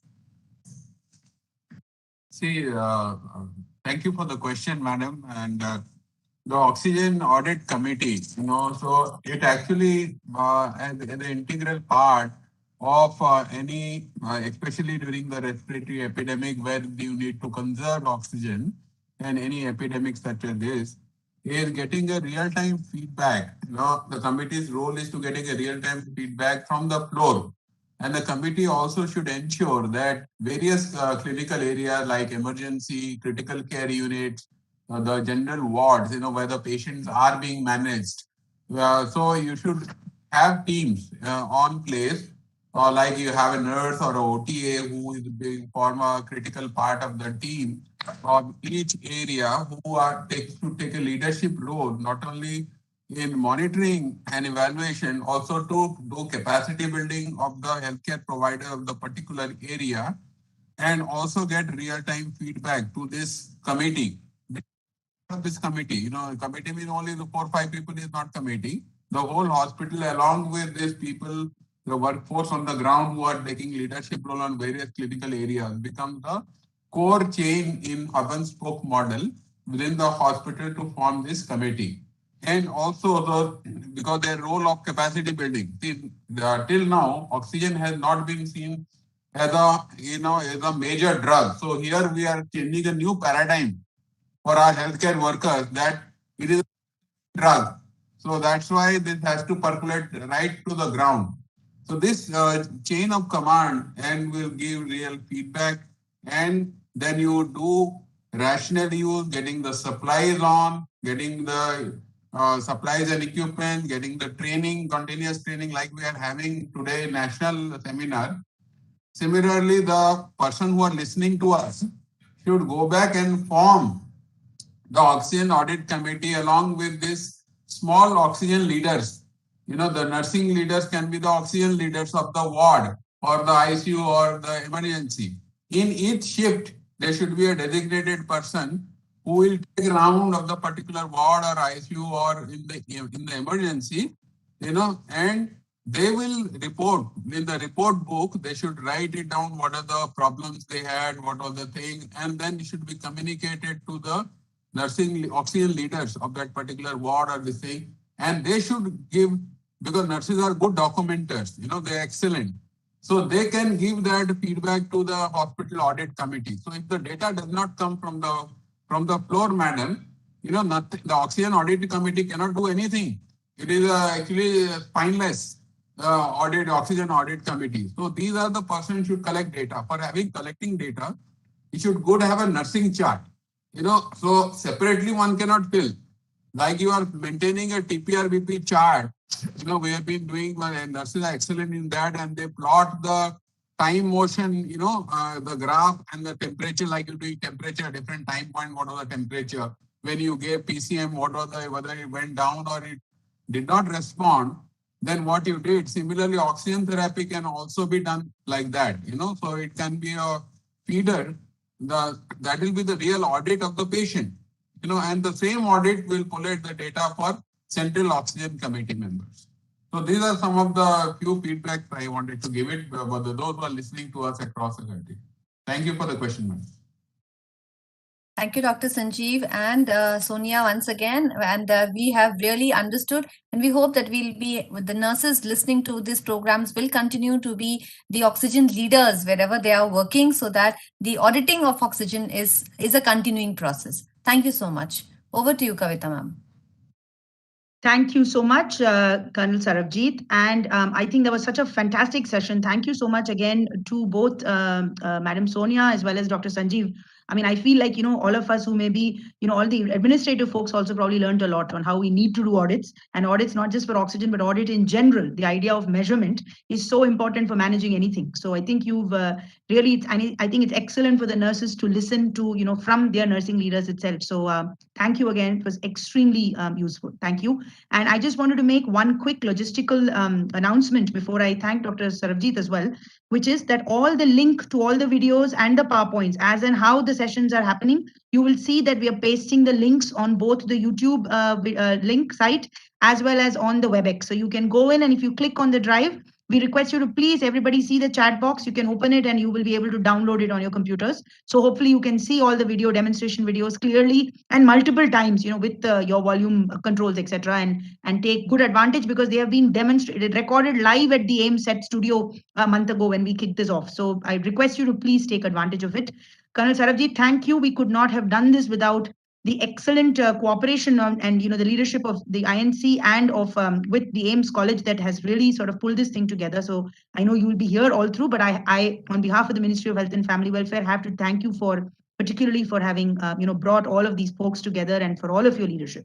So thank you. And it is now my privilege to actually, again, because some people haven't heard Professor Deorari yet, he really is the vision for this entire capacity building piece in the last 6 months, all of the work that has been happening. So he's going to obviously be answering some Q&As in between, but I think it is important for the nurses, sir, to have your inspiring message as always now and during the course of the session. Over to you, sir.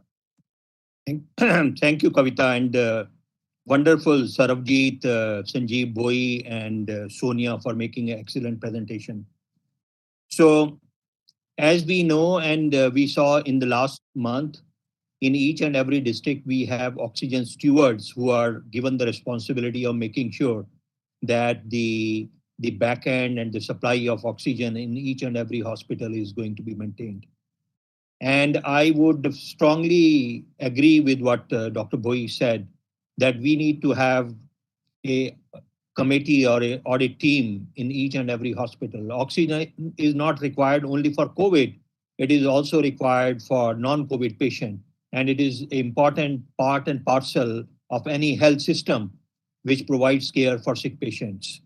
So, as we know, in many of the hospitals, we have hospital infection control committees. They work 7 days a week or 6 days a week, and maybe 1 day or 2 days, that same committee can be given a role for taking care of, as a nurse leader, to take care of whether the audit process for oxygen is happening in various hospitals or not. Because it is very hard to create new positions of separate nurses who will be allocated for oxygen audit in the hospital. It is the responsibility of each and every nurse and a doctor who is writing orders for prescription for patients, that how patient has to be given oxygen, what devices to be used, how it has to be de-escalated, what monitoring has to be done. It has to be a part and parcel of each and every prescription for the patients. There are few questions which are very common questions which someone is asking, that the patient is coming to the hospital in the triage room. We are not able to record the pulse, and patient is dehydrated, in shock. What should be done? I think our primary responsibility is, Dr. Bowie would agree, to first manage the condition which is going to kill the patient, maintain the airway circulation on the patient, and then look forward whether you are able to get any oxygen saturation with the help of pulse oximeter. There is one more question which is there, that the pulse oximeters which we use, will all the brands of pulse oximeter give the same reading? It may not be true. There may be a variation of 1 to 2%. But if you are recording the saturation with one pulse oximeter, that will give you the baseline, and that will tell you whether you are hyperoxygenating the patient or your patient is becoming hypoxic. So use the same pulse oximeter for the patient. And there is one more question, that in the time of pandemic, how do you ensure that your oxygen supply is going to, I think Dr. Bhoi and Sonia covered that. We always have backup in place. In addition to PSA, liquid oxygen, many of the hospitals will have oxygen cylinders which will be there as backup, or oxygen concentrators which are there as backup. Luckily, in third wave, we are so lucky that Omicron is not affecting the lung as it Delta affected. So the need of oxygen in all the healthcare facilities is not so high at this point of time. And the critically sick patient with pulmonary complications are not getting admitted. And my last question is to Kapil. Kapil, the question is for you, that for a patient who has got chronic obstructive pulmonary disease, what saturation levels should be maintained in that patient while we are doing triaging and managing the patient in the hospital? So, as previously specified, and I will cover that in my talk as well, we don't need to maintain 100% saturation in any patient. The target saturation in a COPD patient is somewhere between 90 to 92%, and that is good enough. I'll discuss about what is hypoxia and what is the disadvantages of hyperoxia as well. So let me deliver talk. Because there was a question on this, and there are 3-4 questions on newborn and children. So I would leave that to Sushil Kabra and Anu Sachadeva to cover their presentation, and I'm very sure the questions will be answered there. So over to Kavita and Lata. Thank you, sir. And before I turn it over, I know Dr. Lata is pretty much just there and chairing on behalf of sort of this entire session. And thank you, ma'am. I am because we have quite a few presentations still, and I'm also cognizant of time. So I will quickly turn this over, and it is my privilege to invite Dr. Roy George from the TNAI, from the Trained Nurses Association of India. Thank you, Dr. George, for being here, and for you've been a very, very ardent supporter of our program for the last several months. We know, as all of these capacity building modules have been put together, and you all do such a massive job in terms of training yourselves. We would love to please invite you to chair this particular session, which where Dr. Kapil Soni will be now speaking. Would request you to please come on. Over to you, Dr. Roy. Very warm good afternoon. Thank you, Kavita, for this words, and respected the organizing team led by Dr. Lata and Kavita Narayan, honorable chairpersons, and most renowned resource persons of the day for this wonderful webinar. First of all, let me congratulate and thank the organizing team for organizing a series of capacity building programs on this during this pandemic. And oxygen therapy and rational oxygen therapy is one of the very important aspects of this ongoing pandemic. And let me start with paying tributes to the health workers in India who have lost their life, especially the nurses. As per the data available with the TNA, we have lost more than 130 nurses who are directly on the line of fire of COVID duty. There are many other nurses who died during the COVID pandemic, but these 130 nurses were on the direct line of duty. I pay my tributes to them, and let us continue this struggle against the COVID by getting updated periodically on this ongoing pandemic.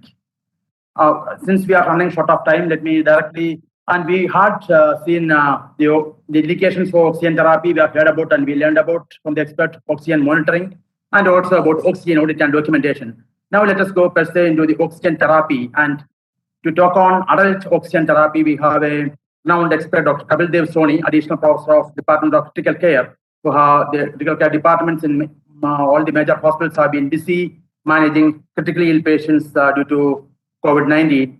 And we are sure that we will be learning a lot from him.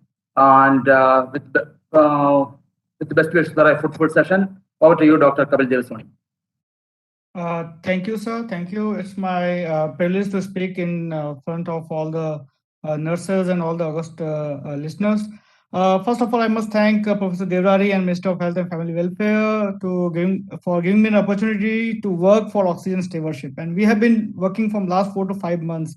I must thank Ms. Kavita and her team that has done a superb job to design a module which can be disseminated, and it can be really useful if it can be propagated or promulgated in various parts of the country. So just for beginning, I must echo what Professor Boy said.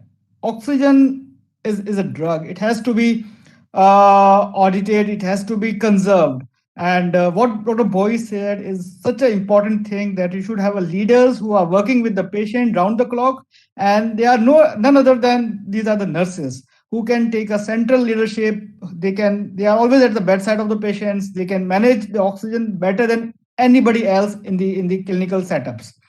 So they are the specific point person who can determine whether we are doing right job for the patients or we are actually wasting the oxygen. So having said that, what I will do is that I'll just run through most of the things you have already listened from the previous speakers.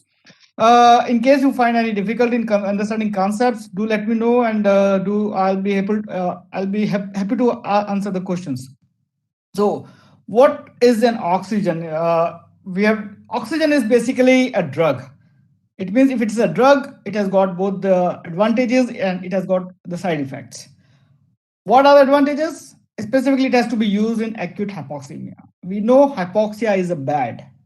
However, we have often overlooked hyperoxia is also a bad thing. So what this current pandemic has shown, that we don't need to give or keep 100% saturation in all the patients. We can actually titrate. And if we titrate the oxygen based on the clinical condition of patient, the outcomes are much better. The length of stay is lesser, length of stay on ventilator is lesser, length of stay in hospital is lesser. So oxygen has to be conserved and used as a drug. You have already heard about what are maybe the etiology of acute hypoxemia. I'll not go in a detail, but just to run through, specifically in COVID-19, it was pneumonia which was causing a principal lung involvement and hypoxemia. Other thing what we found in patients who are coming with COVID infections were having dyspnea or a shortness of breath. And most commonly, these patients have two important features: who were admitted in intensive care unit or who were requiring a moderate to severe or critical care. They were developing hypoxemia, and they were unaware that they were having hypoxia, but their work of breathing was more. They were developing shortness of breath, which was more common. And these two were the most common symptoms which we encountered in the previous wave. This time, luckily, we are not finding patients who are coming with hypoxia anymore. And this time, this is more of a milder wave. But last wave, Delta wave, it was really difficult period.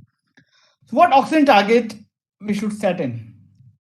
As I said, we don't need, no patient actually require 100% oxygen target.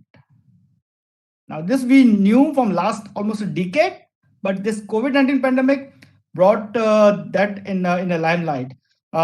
We just need to keep target somewhere between 92 to 96%. And if the patient is a COPD patient, you just need to keep target between 88 to 92%. That's the saturation target you should achieve, or you should go for if the patient is having admitted in your hospital or in your care wards. In severe cases, when if a patient is a non-pregnant, we should target around more than 90% is good enough. And if it's a pregnant patient, we should keep between 92 to 96%. So overall, the sweet spot is somewhere between 92 to 94%. That's all you need to keep in. If you are able to achieve that target most of the time, the outcome of your patient would be better. It's not about just only to conserve oxygen, but it's also important to remember that if you use it as a very precise control of oxygen, then your patient is much better. He wins off from the ventilator very quickly. He can leave the ICU in a way sooner, and he can actually have a shorter hospital stay. And that's actually beneficial for whole of the patient population. That we must understand. What are oxygen delivery devices? You have already heard from previous speakers, specifically the Professor Rakesh Garg has talked about it. There are multiple devices which are available for our armamentarium. There are nasal prongs, face mask, partial rebreathing mask or a rebreathing mask. And then there are the host of new devices such as high flow nasal cannula, non-invasive ventilation or CPAP device, or finally the invasive ventilation. I'll not go too much in details, but remember these are all available. What to use would depend upon what the patient demands. Oxygen therapy has to be individualized. Not all patients would require a very high flow nasal cannula. Most patients can be managed with simple nasal cannula, or they can be managed with non-rebreathing face mask. So as a front warriors, you need to remember not all patients would require a higher oxygen flow therapy devices. Most patients can be managed with lesser or devices which are much simpler in nature. So what is nasal cannula? I'm sure most of you must be aware. It's very pliable. It provides a lot of comfort to the patient. And if you can titrate up to 5 to 40%, you can increase flow up to 6 liters per minute. But beyond that, if the patient workup breathing is more, then the delivered oxygen or a 5-2 decreases and it becomes inaccurate. So if the workup breathing is less and the patient is mildly hypoxic, you can start with a nasal cannula. And if you find that patient is progressing towards hypoxemia or is not responding to it, or the workup breathing is more, or the respiratory rate is more than 22, then switch over to other device.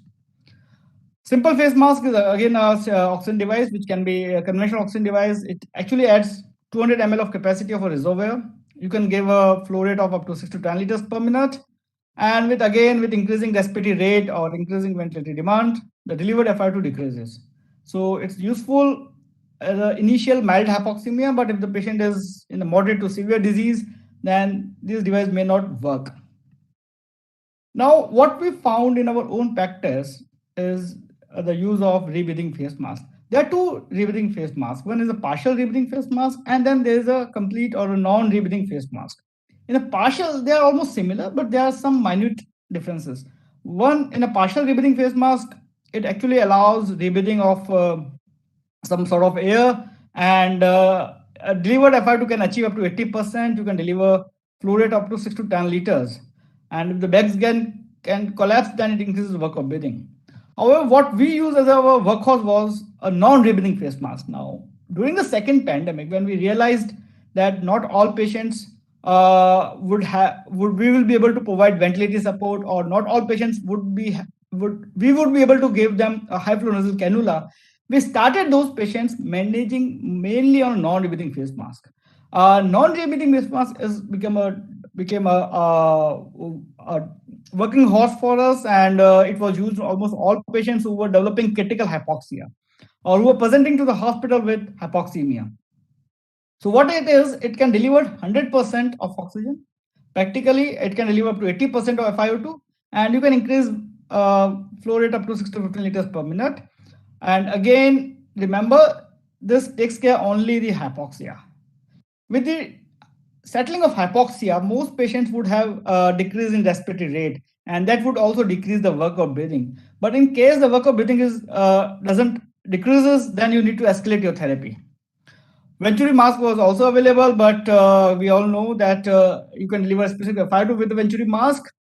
However, it was not that used in our own practice, but it's one of the available options which you can use. High flow nasal cannula has come up a big way. This device was, prior to COVID-19, it was sparingly used. It was used more in a trial settings. It was used more in a ICU settings in a few places. But what we found with the using of a high flow nasal cannula, that it reduced the need for intubation. And compared to other non-invasive ventilation, it actually reduced the hospital stay, reduced the ventilatory stay, and also, though there was no effect on the overall mortality, but it does help in prevention of intubation, which is one of the prognostic marker.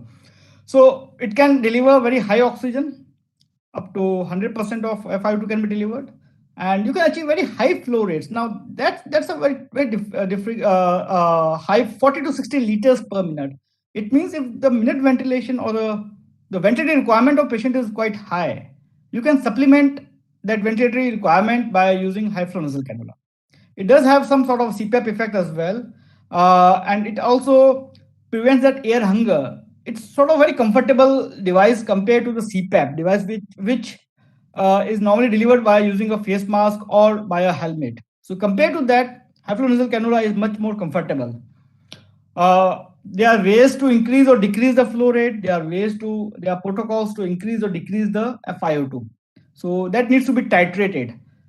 Now, if you are using high flow nasal cannula, it's not only important to increase the flow rate and delivered FiO2, but to de-escalate also very quickly once the patient improves or once the patient doesn't need further oxygen. Unless you do that, you would end up in wasting a lot of oxygen, because this gives you 60 liters of per minute, which is very high oxygen flow, which has been delivered to the patients. Another option is non-invasive ventilation. We are all familiar. It can be delivered through a mask. It can be delivered through a helmet. So there are multiple interfaces which can be used. It is specifically useful in patients whom the respiratory rate doesn't settle down with high flow nasal cannula or with other conventional oxygen therapy, and there is increased work of breathing. You can see the patient is using accessory muscles to breathe. Their respiratory rate is very high, 24 to 30 breaths per minute. In that scenarios, non-invasive ventilation should be attempted. What does it do? It reduces the work of breathing and it improves the oxygenation. Now, what are the side effects? What are the contraindications? The problem is that if the patient is unable to protect airway, or patient is unconscious, or patient is having vomiting or excess secretions, in those conditions, it may be detrimental. So it's not that just putting a non-invasive ventilation, you forget about the patient. You need to know whether the patient is actually tolerating it or not. Sometimes if it's not tolerating or not improving, or the disease is worsening, then you need to switch over to the intubation as soon as possible. Advantages, as I said, there's a minimal leak compared to the helmet, compared to the mask. If you are using helmet, then there are certain advantages, that it effectively lowers the work of breathing. There's a lower chances of leakage. There's a minimal risk, right? What do you do? So WHO guideline clearly state that NIV should be used, and if you have escalated your oxygen therapy and you have used conventional oxygen therapy which is not working, patient should be switched over to NIV ventilation. But once you are putting on an NIV ventilation, we must ensure that there would be a lot of aerosolization of COVID-19. And in previous wave, we found that the Delta was quite infectious. It could cause healthcare COVID infections. So that has to be taken care of when you are using non-invasive ventilation. As I said, there are various ways you can use non-invasive ventilation. There are interfaces, oronasal, nasal pillows, total face, mouth. There are multiple, but commonly what we use is in our own practice is the face mask. Does NIV help or harm COVID-19 patients? Now, as I said, just like HFNC or high flow nasal cannula has shown that the patient risk of intubation decreases. Similarly, the NIV has also shown that if you use in a specific subset, and if the patient responds, then the chances of intubation does decrease. And that can be, so if you're going up the ladder of oxygen support, then if the HFNC doesn't work, try go down to NIV, and if you feel that NIV is not working, switch over to intubation as soon as possible.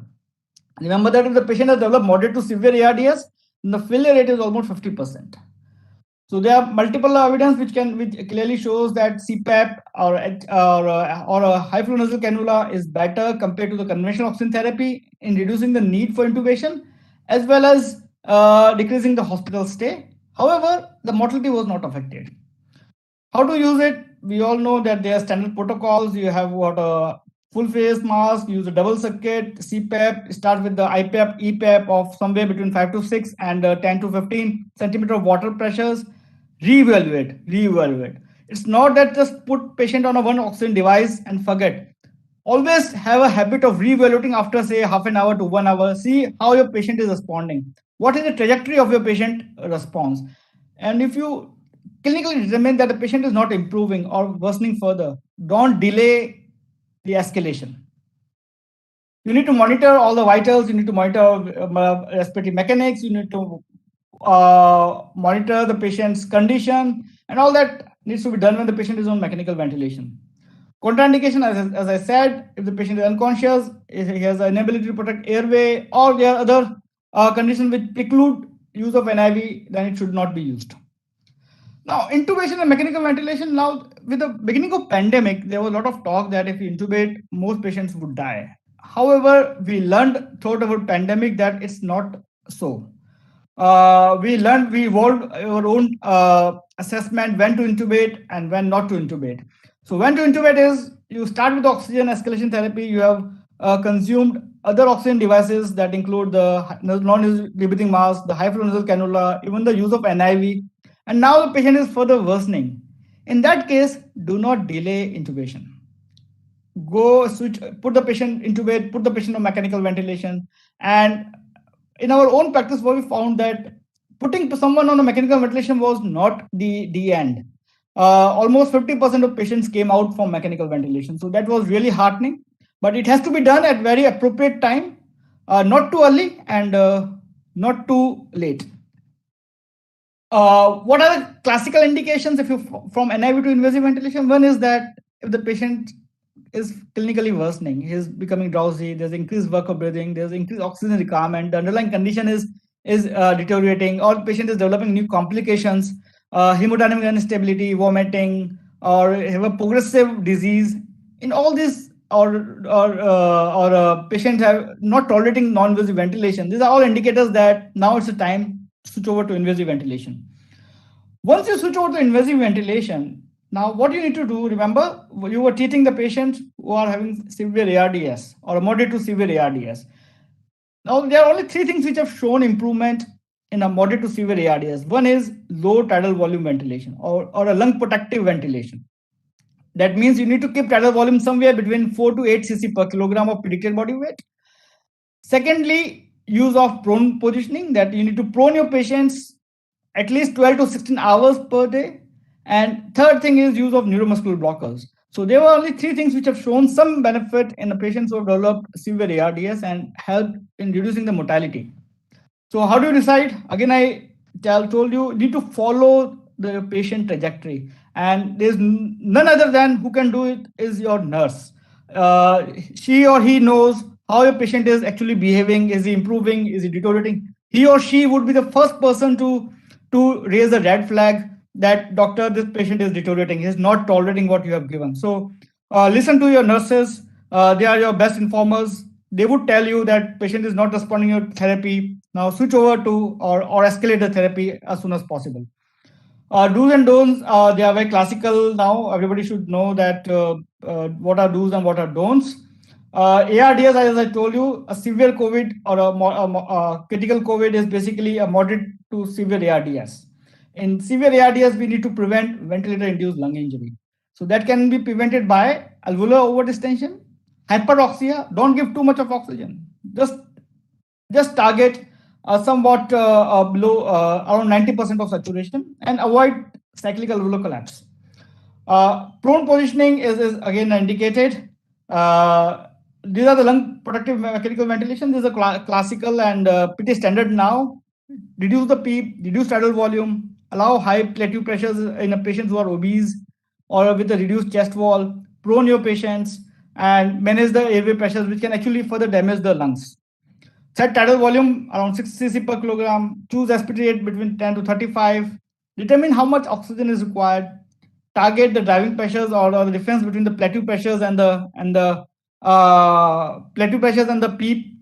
Clinically observe the rise of the chest. Do multiple gases, which can help you in tailoring or what we say tailoring the therapy based on the patient's response.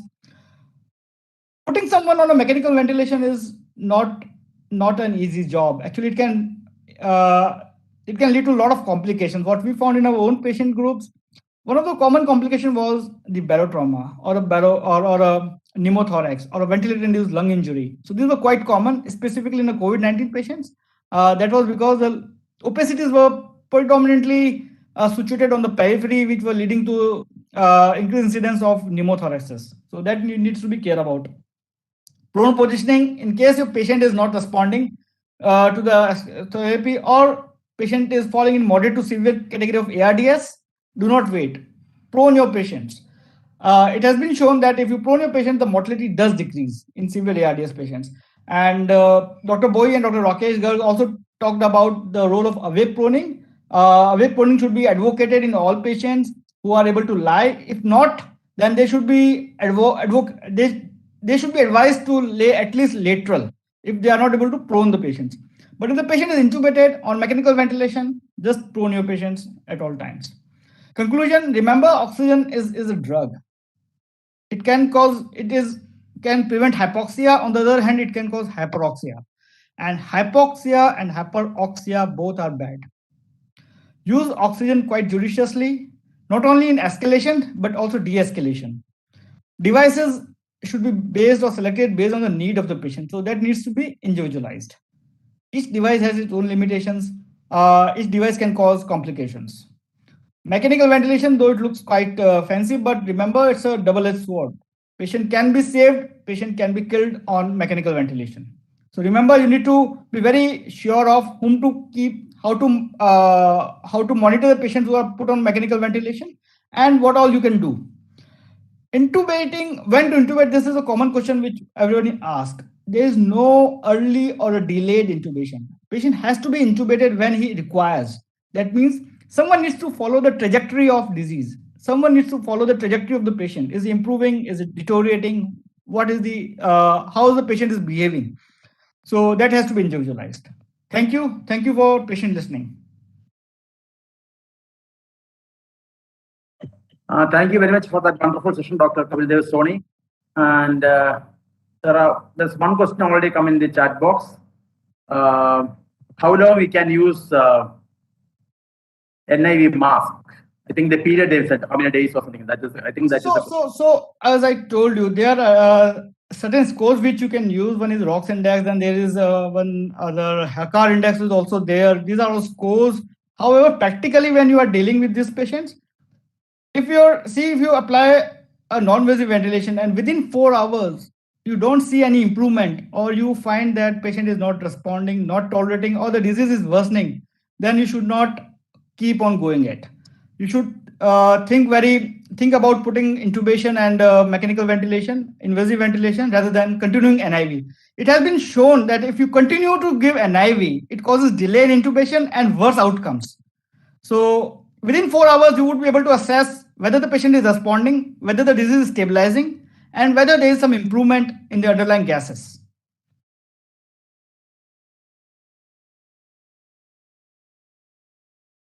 Any more questions? I think you have covered it so well, from the therapy indications to the complications. I think the normal questions popping in the chat box. Anything from the panels? Yeah, so I think there are 2 questions for him, Kapil. Yes, sir. First question is, what are the infections which are related to oxygen administration? So there are no specific infections which are related to oxygen administration. What we have, patient may develop hospital-acquired pneumonias or ventilator-associated pneumonias. Now, the cause of these infections can vary based on where the patient is being treated. Most commonly in our country, we have predominance of gram-negative infections. Patient would often develop ventilator-associated pneumonia with gram-negative organisms. So that's one of the downside of using putting patients on mechanical ventilation. Second question is, can we use normal water, tap water, instead of distilled water in humidifiers? So again, humidifier is considered as one of the source of infection if it is get infected. It's advocated to use distilled water, but if we are sure about sterility of a normal water, that can also be used. But distilled water is preferred and more safer for the patient. You are unsure about what is the how much sterile is the normal water. Yeah. So last question is for you, Kapil. Any device to measure oxygen leakage from wall-mounted oxygen supply pipelines? Well, I think I'm not aware of a specific device which is to measure how much leakage is there. In a mechanical ventilator, you can easily do that because you can read on the sensors how much is delivered and how much is not expired and how much is getting leakage. That's easy to do on a mechanical ventilator. But from wall mount, there is no specific device. One has to check consistently or periodically is there any leak from the wall mount or not. Yeah. So there is one more question, which is, what will happen if a patient of COVID patient inhales excess of oxygen due to malfunction of equipment? I'm sure it will lead to pneumothorax. So definitely, if you have very high flows or high pressures, oxygen giving to the lung, no matter if it's air or oxygen, it will cause lung injury, and that may complicate to a pneumothorax. One thing is that short amount of oxygen, high FiO2 is not that detrimental, but if you keep on giving very high FiO2, we all know that it causes a lot of generation of free oxygen radicals and then the worsening of underlying lung condition. That's the downside. So oxygen, both hypoxia and hyperoxia are bad for the patient. Thank you. So over to George, please. Yeah, thank you very much, sir, and thank you, Dr. Kapil Soni, for that very informative session. I think you have given insights into the total spectrum of oxygen therapy with the specifics to the adults. Thank you very much, and over to you, Kumbha. Thank you for patience. Thank you so much. Thank you, Dr. George, for again chairing this session and again for your leadership and helping us disseminate this so widely. And Dr. Kapil, as always, thank you for your absolute words of wisdom that I know you have shared for the last several months, including helping us with all of the modules and now with sharing your wisdom to the nurses. I think they'll greatly appreciate this. I am now going to go on to a couple of logistics announcements. We are running about 15 minutes or so behind time. So therefore, I will request the next set of presenters to please keep this as short as you can, because we are sharing. So you don't have to go through slide by slide, because all the slides will be covered, are being shared with all of the participants. So if you want to just keep that quickly, because we are already at about 4:38. We said 5. We may be about 15 minutes over. Just a message to the participants as well. I think we have there's a small medical emergency / some issue because of which Dr. Sushil Kabra may not be able to join us. However, Dr. Anu Sachdeva will be making the presentation. May I please invite Mrs. Shashi Bala from the Clinical Nursing Research Society, President of the Clinical Nursing Research Society, to please chair this session. Madam Bala, over to you, please. Yes, ma'am.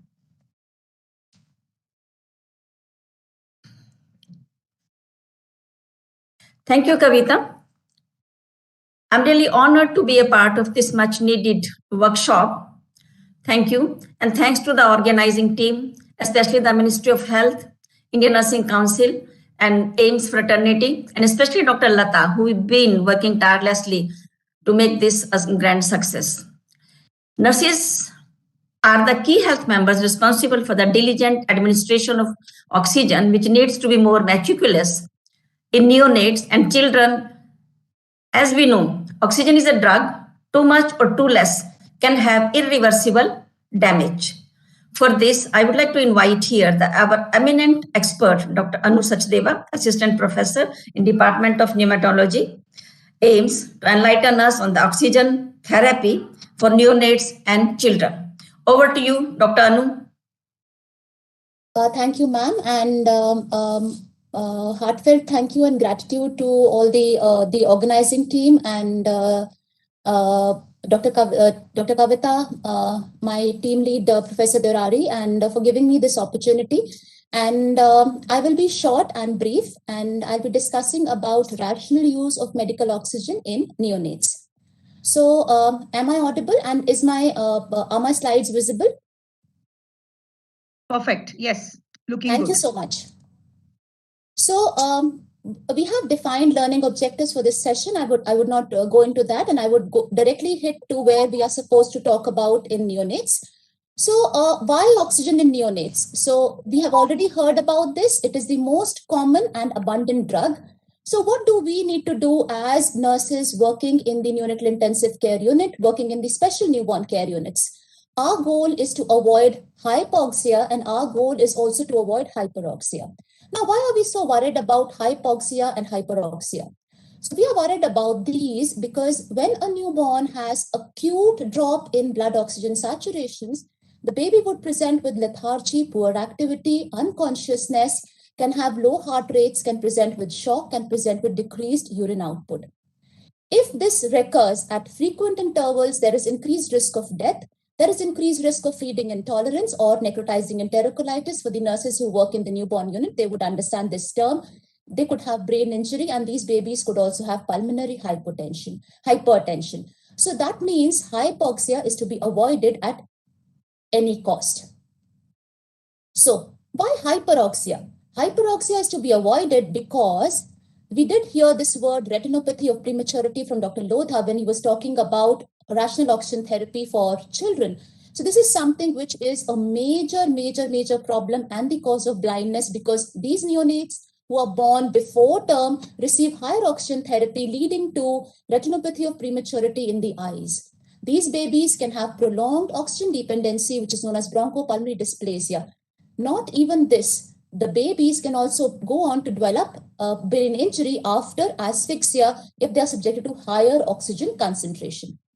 So that means at least the last two slides tell me that yes, my oxygen has to be clearly titrated. And how do I titrate it? I would need to target, as you can see on the slide, a saturation which is above 91%. And even if I do not have a pulse oximeter available in my unit, these are the 5 clear-cut indications where I need to give oxygen. The slides would be shared. I would not go into these details. But what I need to take home from this particular slide is that always keep into mind the clinical situation. Sometimes it may so happen that the baby has an underlying cyanotic heart disease. So you give oxygen or you don't give oxygen, but baby is not going to be benefited. So remember that the single most important indication of oxygen use in neonates is hypoxemia. And we need to work together, our doctor nurses team, for maximizing the short and the long-term growth outcomes of these neonates. So the crux is maintenance of normoxia. So the question which came in the chat box, and the answer is the first box you see on my left. Nasal cannula is the preferred mode for giving oxygen. Why? You save oxygen, you can titrate oxygen better. So what is the flow that you use? Flow that you use is about 0.5 to 1 liter per minute. Routine humidification is not required.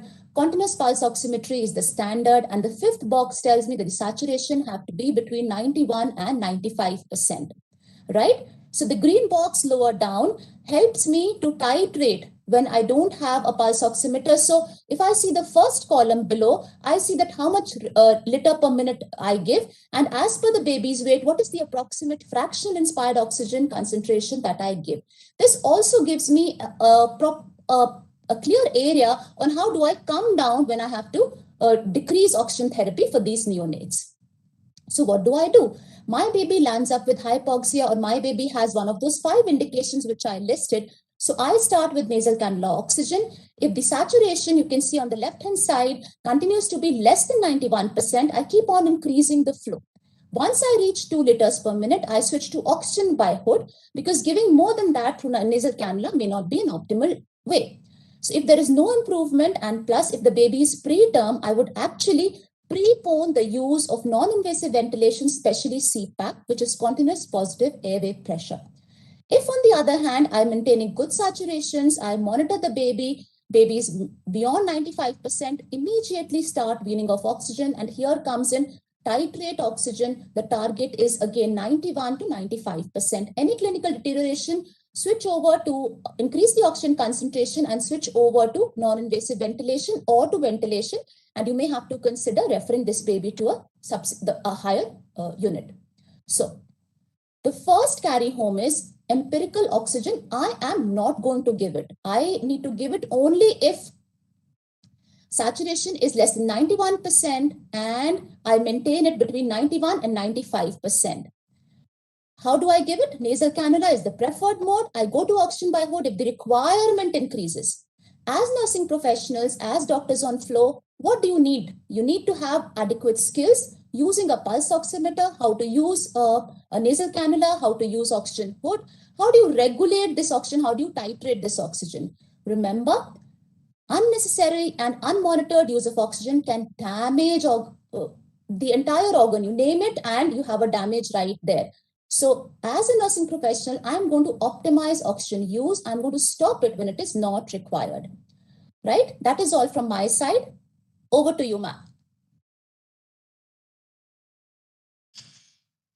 Yes, I don't see any questions there in the chat box. So means to all the participants or from the panelists, anyone has any questions, please? Anu, yes, there sir. is a question in the chat box. If a newborn baby has a nose block, right, then sir. how oxygen should be given? Clean the nose? Put saline We put normal saline nasal drops. Routine suction is generally not required. So you put normal saline nasal drops. The baby will automatically clear the secretions. Do not put the suction catheter again and again only for nasal block. Normal saline works wonders. So put luxurious amount of normal saline.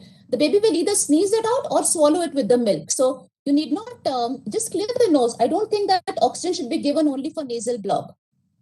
So there is another one question. If you are using oxygen at low flow rate, is there need for doing humidification for that? Routine humidification at 0.5 to 1 liter per minute is not required.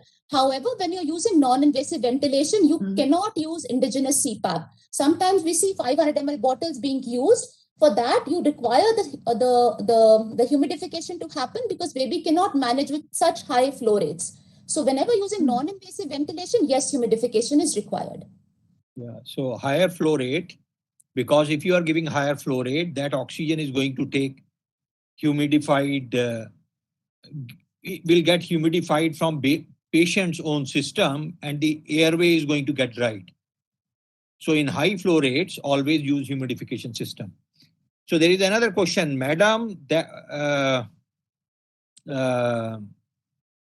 how much saturation level is considered as normal and what is retrolental fibroplasia? Okay, so retrolental fibroplasia is something which is a pathological term. So I named as retinopathy of prematurity. For all practical purposes, ROP is in news, left, right, and center. We actually hear so much about court cases being done on doctors and units for inappropriate management and of babies and subsequently leading to blindness and stage 5 ROP. So retinopathy of prematurity would be a better clinical term for this, and we have latest definitions for this. And second thing is, I did say 91 to 95%, not 0.5 higher, not 0.5 lower. These are the latest saturation targets which are recommended as per international and national guidelines. So 91 to 95%. Thank you. Over to Lata for next presentation. Thank you. Yeah, actually, there is a video which needs to be shared, part of Dr. Anu's presentation. Due to time shortage, we are sharing the link in YouTube. The participants can view it through the link. Thank you, Anu ma'am, for that very detailed session on oxygen therapy in neonates. Thank you so much, ma'am. Thank you, sir. Madam Sashibala, your wrapping up comments. I think her topic has been covered very precisely and she has covered all the questions, whatever was there from our panelists also. So I think we can move ahead with the next session.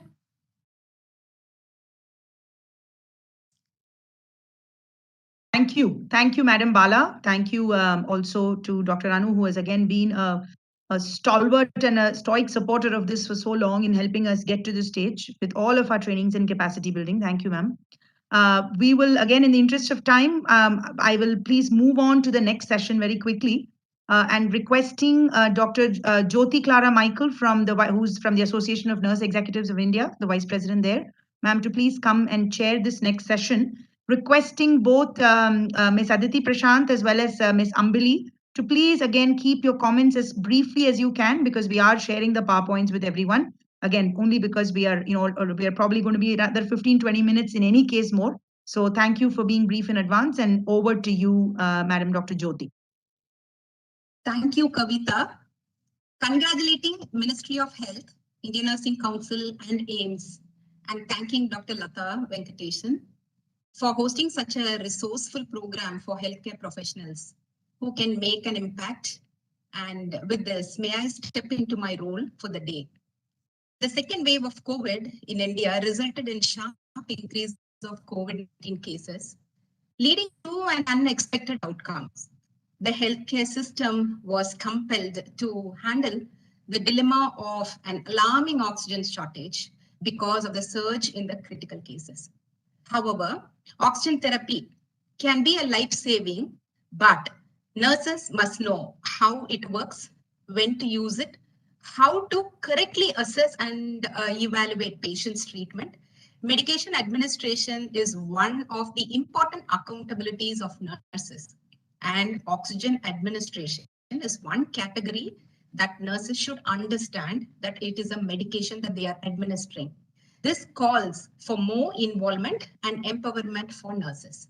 The view on, can you just move the slide? On rational use of oxygen nursing responsibility. We know that oxygen is a complex product. So because of its complexity, access to the oxygen meets many challenges in their availability, quality, affordability, management, supply, as well as human resources capacity and safety.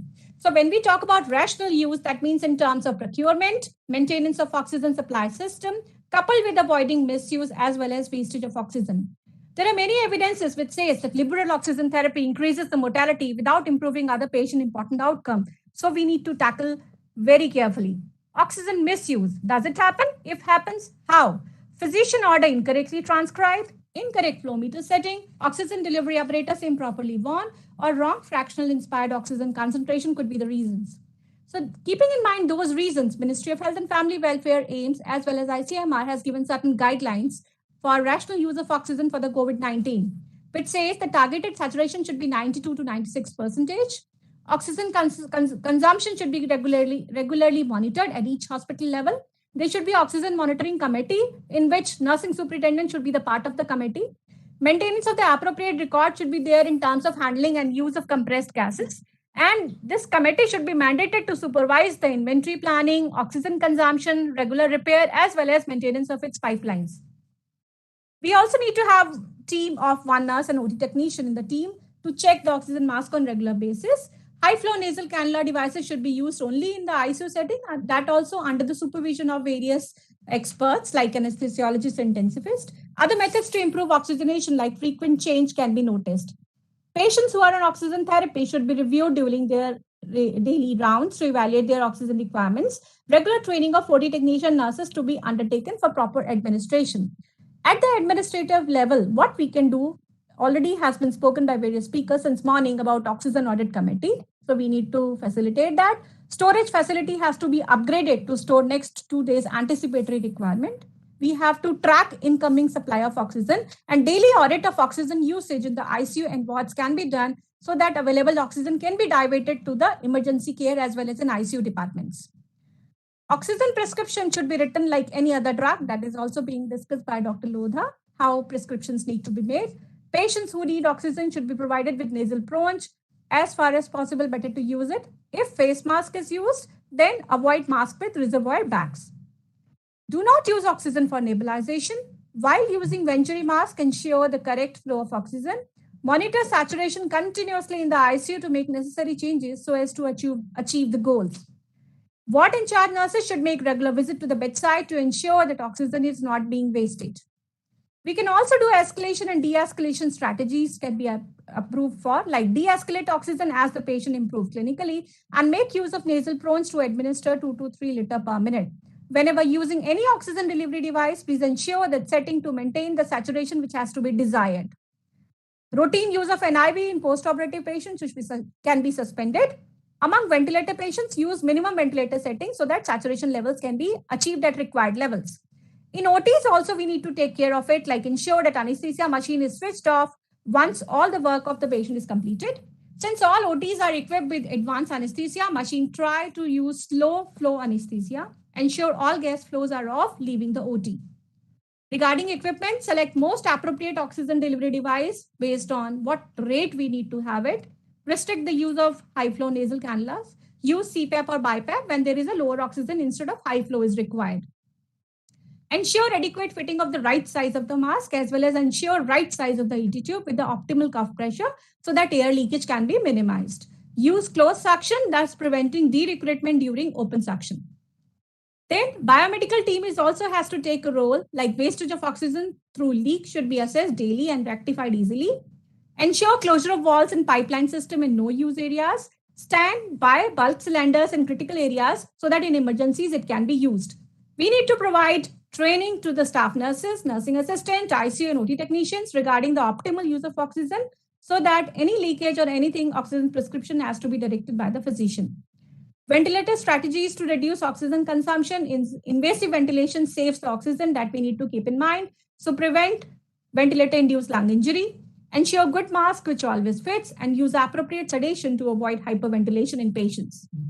There are certain common conservation strategies which can be adopted, like use liquid oxygen. Oxygen delivery can be hampered by shortage of sterile water, so we can use instead distilled water. Be sure to turn off flow to manual resuscitators which are not in use. Y connector can be used to deliver oxygen from a concentrator to patients at a time who are on the same flow of the oxygen. Use an oxygen face mask or a surgical mask over high flow. This is evidence-based, which can act as a reservoir. If there are enough portable concentrator, two can be used for the same patient. And whenever possible, try to use evidence-based conservative saturation targets. Oxygen cutoff drill can be done in the hospital so that mock drills can be conducted in all the hospital on a regular basis to meet the demand. So to conclude, I would say that oxygen therapy is critical for the successful treatment of COVID-19 patient. Oxygen supply and best practices of planning the oxygen source and conservation strategies in the aspect of patient, device, and system. All guidelines can be made available in the system to facilitate the rational use of oxygen.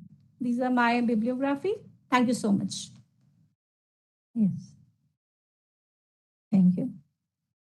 Ambili is online. Ambili, you have any comments on the presentation?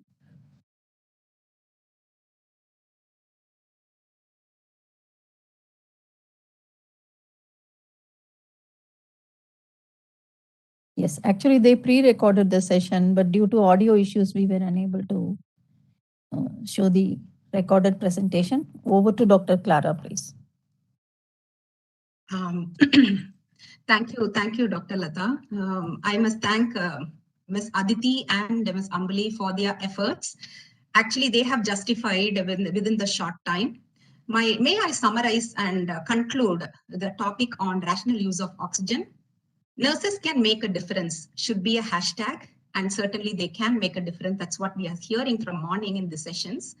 But how can they make a difference? We need to have a program like NOSP, NOSP, like oxygen stewardship, nursing oxygen stewardship program, which will have nursing sensitivity indicators for escalation, de-escalation, and how precise nurses are trained to capture and escalate and support clinicians. And there should be complete support from clinicians by empowering them and from the management. So sometimes when they over escalate, we have to consider that, because when we stop them, then they are stopped for good. So we have to encourage them, even if it is a false escalation or de-escalation, take that as an opportunity to learn. So empowerment is a key. And we could create a link nurse team across all the wards. Suppose we have 24 wards. Each ward will have, and each ICU will have one link nurse. They can be certified as an oxygen link nurse, and they can come together every month or week in the beginning, and then they can do some lean projects, which really helps other institutions like AIMS and other wonderful institutions are there in India who are putting forth their efforts, like where I work as well. So what we could do is we can take up some projects, and this can be showcased so that other institutions can learn. We can learn from each other and participate in relevant clinical audits. This is a greater chance for nurses. Normally, when we see clinical audits, we don't see nurses coming up in the article or in their publishing part of the clinical audit. We have to give not only data collection, they have the right to be author in the outcome that they have developed. So we need to participate them right from the beginning to the end and include them in the celebration. And leadership coaching on governance pertaining to rational use of oxygen. So this is for the leaders in nursing. So we have to keep coaching them and we have to provide a climate to nurture these things. So with these few points that has come already from the speakers and whatever I have put in, may I conclude putting a general request to all of you, dear audience, and the leaders and the policymakers. Let us be sensitive in preserving Mother Earth and promote climate sensitive culture in our families, communities, and institutions we serve. Association of Nursing Institute of India, President Thankam, and the entire team of officials and the nurse executive members, we all work towards such a good initiative. And one such is like committing to support climate change prevention and safer healthcare.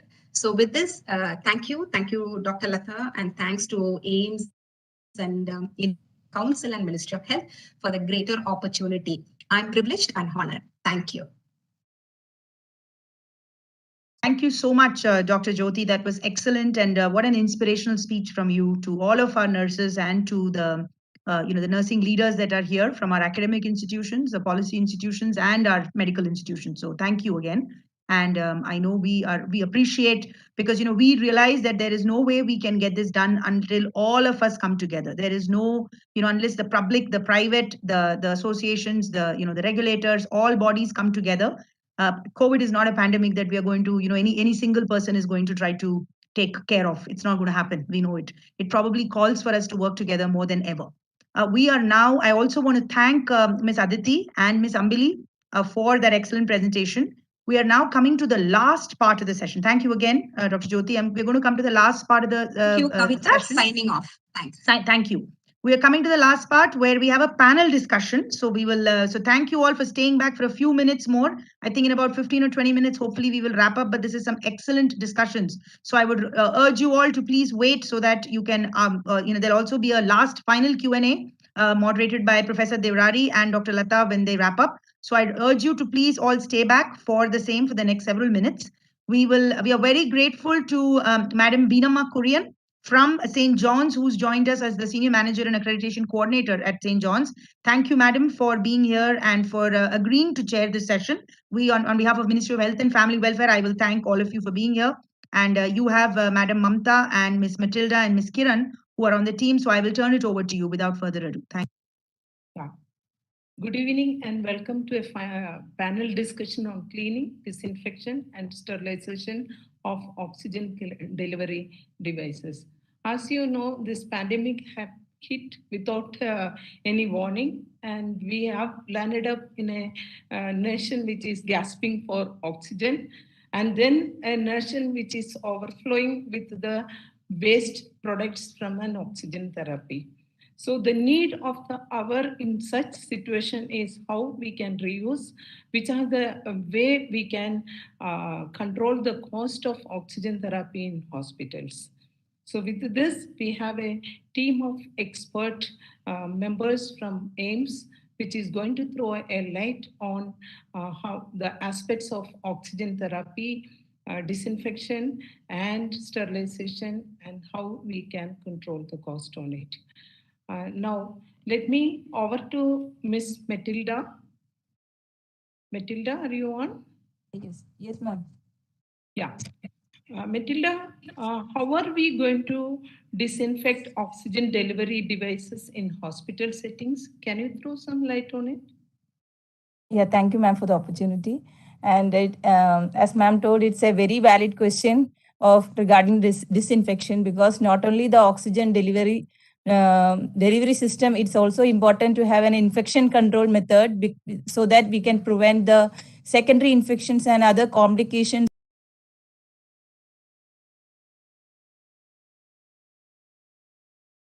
which arise because of the due to the infection disinfection of other oxygen delivery devices. So when we come to the the disinfection of oxygen delivery devices. We have the different methods like cleansing, we have disinfection and the sterilization method, which is used in hospital settings. So cleaning is mainly the mechanical process of removing the dirts and inorganic materials which is on the surface of the device, and which is mainly done by rinsing with soap and water. And after once it is done, it is dried, and this is the cleansing method. Then we have the disinfection, which is used using chemicals and the heating process, so that we can remove the microorganisms which is live on the device surfaces. And then we have the sterilization method. That is, we are using low temperature method, especially the ETO sterilization. So that, and we have chemical methods also used. So that this is a very effective methods.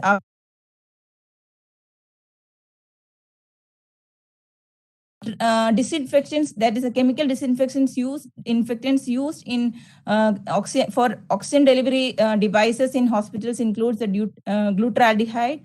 That is the most commonly used high level disinfectant, which is which is non-corrosive for the metals and other lens, which does not damage. And it should, as a health worker, preparation of glutaraldehyde is very important, because the many literatures have showed that the side effects and of the glutaraldehyde for the medical professionals has been noted, and the side effects has also noted. So it is very important to use proper PPE shields while preparation of the glutaraldehyde. And these solutions are coming with the activator, and the according to the percentage which is required and recommended, it should be prepared properly. And once it is recommended dose, which percentage which is used for glutaraldehyde is 2% or 2.5%, and it is prepared for 30. Disinfection is done for 30 minutes, and the preparation of the prepared solution should be changed every 28 to 30 days. And it, as a nurse, we are responsible for the changing of these solutions, so that further damage or any infection due to this disinfection solutions or proper methods or process which should be followed can be avoided. Then comes the then we have the isopropyl, 70% isopropyl alcohol, which is used, which is mainly used for the surface disinfection. And we have the basilol 25, which is used, which is mainly a quick, rapid acting aldehyde free disinfectant, which is also used for oxygen devices. Then coming to the devices which is used for oxygen delivery disinfection, mainly is the nasal prongs and then we have the sterilization method, which is mainly used for the oxygen delivery devices are ETO sterilization, especially the ventilator tubings, ambo bags are sent for ETO sterilization, which is widely used for low temperature sterilization method. And it can mainly, the advantage of ETO sterilization is it can be used for the items that are moisture and heat sensitive, and which cannot be sterilized using the steam sterilization. So if the facility is having a ETO sterilization, it is the best method used for the oxygen delivery devices. Then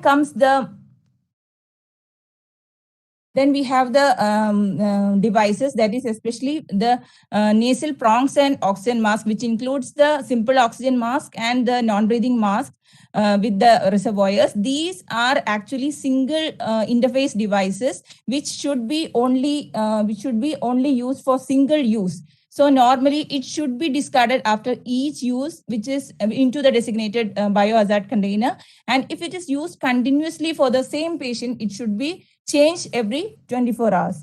Then comes the other devices like ambu bags. Normally for each patient, especially in ICU settings, there should be an ambu bag separate for each patient. And after use, it should be cleansed with soap and water and dried and sent for ETO sterilization. But if a facility is not having a ETO sterilization, the other process for disinfection of ambu bags are like it should be disinfected after use. And if not used for any patients, it should be disinfected every 24 hours before, mostly in the morning time. And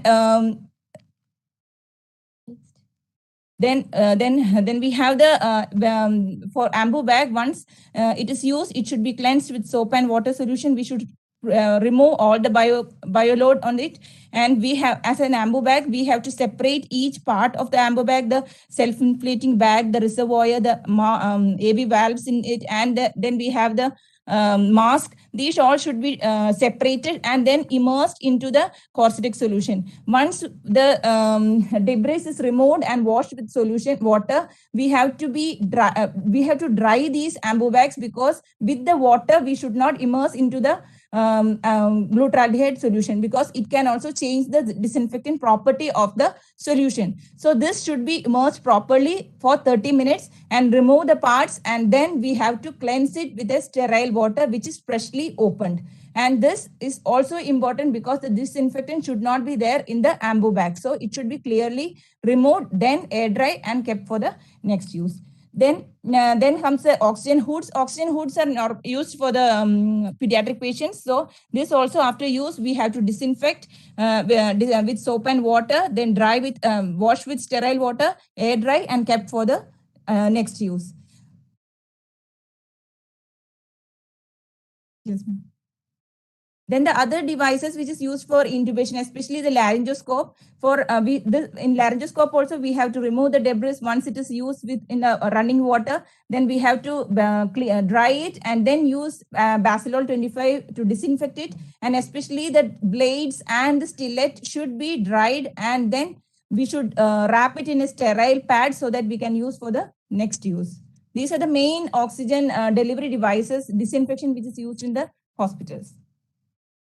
Thank you, Petilda, giving very clear concept on how to disinfect oxygen delivery system. It's very important for a nurse, because most of the time we'll end up in a huge number of devices without knowing how to go about with that. Now over to Ms. Mamta Chaudhary. Can I ask you how we know humidifier disinfection can happen? Thank you, ma'am, for your question. Oxygen humidifier bottle, if are used, they need to be disinfected either daily, every 24 hourly, at a prefixed time. Especially in our hospital setting, we are doing it before 10 a.m. or at least by the 10 a.m. And they also need to be disinfected if the patient is getting discharged or if they get died down. Now the question arises how to disinfect them. So for that, you need to wash it up firstly with the soap and detergent and rinse it with clean water. After rinsing it, dip it in 2% of glutaraldehyde or corsolate solution for at least 30 minutes. Then we can take it out of the solution and need to be rinsed with sterile water. So the main focus here is after dipping in the solution, you need to rinse it with this sterile water, air dry it and keep it in a sterile drape until you need to use it again.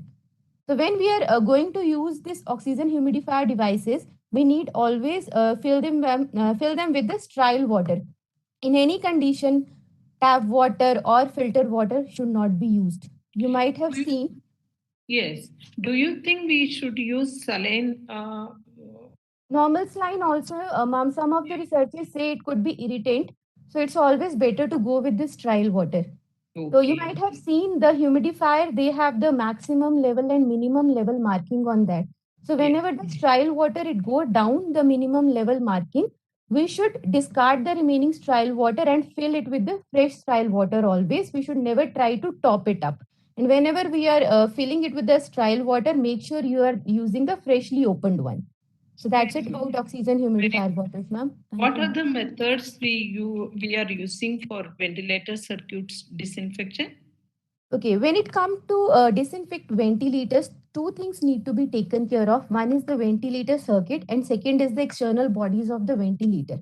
So when talking about the ventilator circuit, we generally have two type of ventilator circuit, the reusable one and the non-reusable one. Most of the hospital settings nowadays are using non-reusable one only. So they are one-time use circuit. We need to apply them and we have to replace them with the new one every 7 days. But 7 days is not always the criteria. If you feel they are visibly soiled, we can replace them before 7 days also.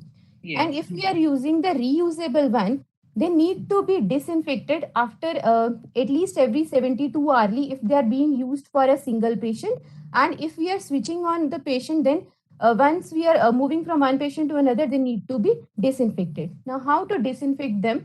We need to wash them with water and detergent first, rinse the detergent completely, and dip them in 2% of glutaraldehyde or Corsolec solution for at least 30 minutes.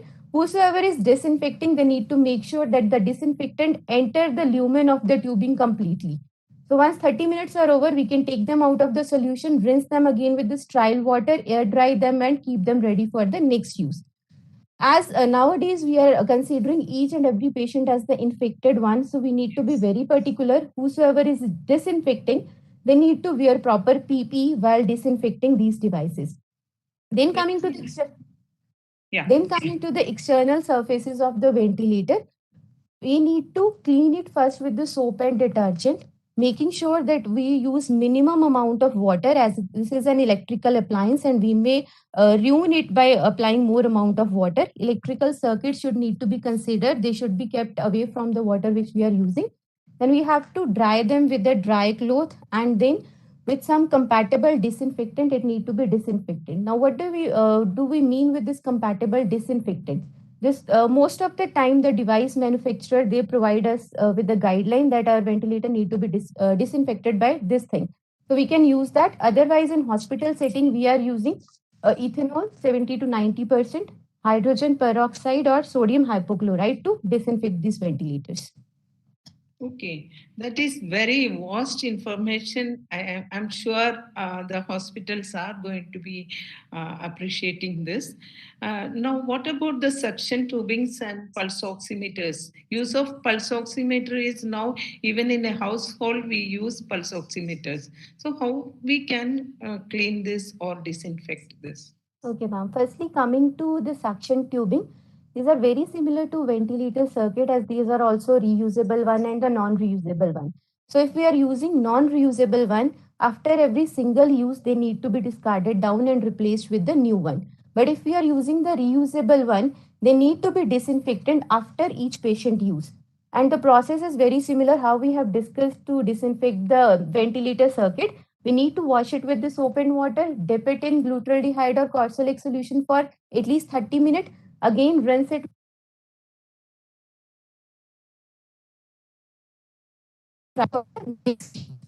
And next, coming to pulse oximeter, in an ideal situation, every patient should have their individual pulse oximeter.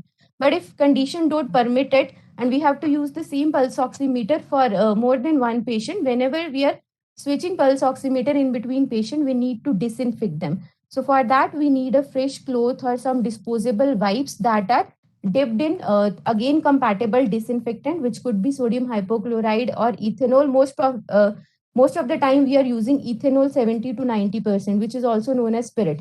So it should be cleaned from top to bottom. All the sensors should be properly cleaned. And again, as it is an electrical device, we need to make sure that too much of fluid contact should be avoided. Thank you very much.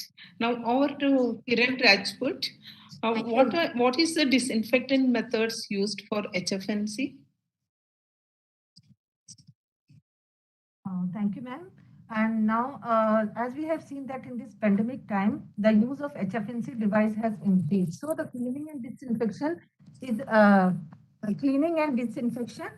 a major concern.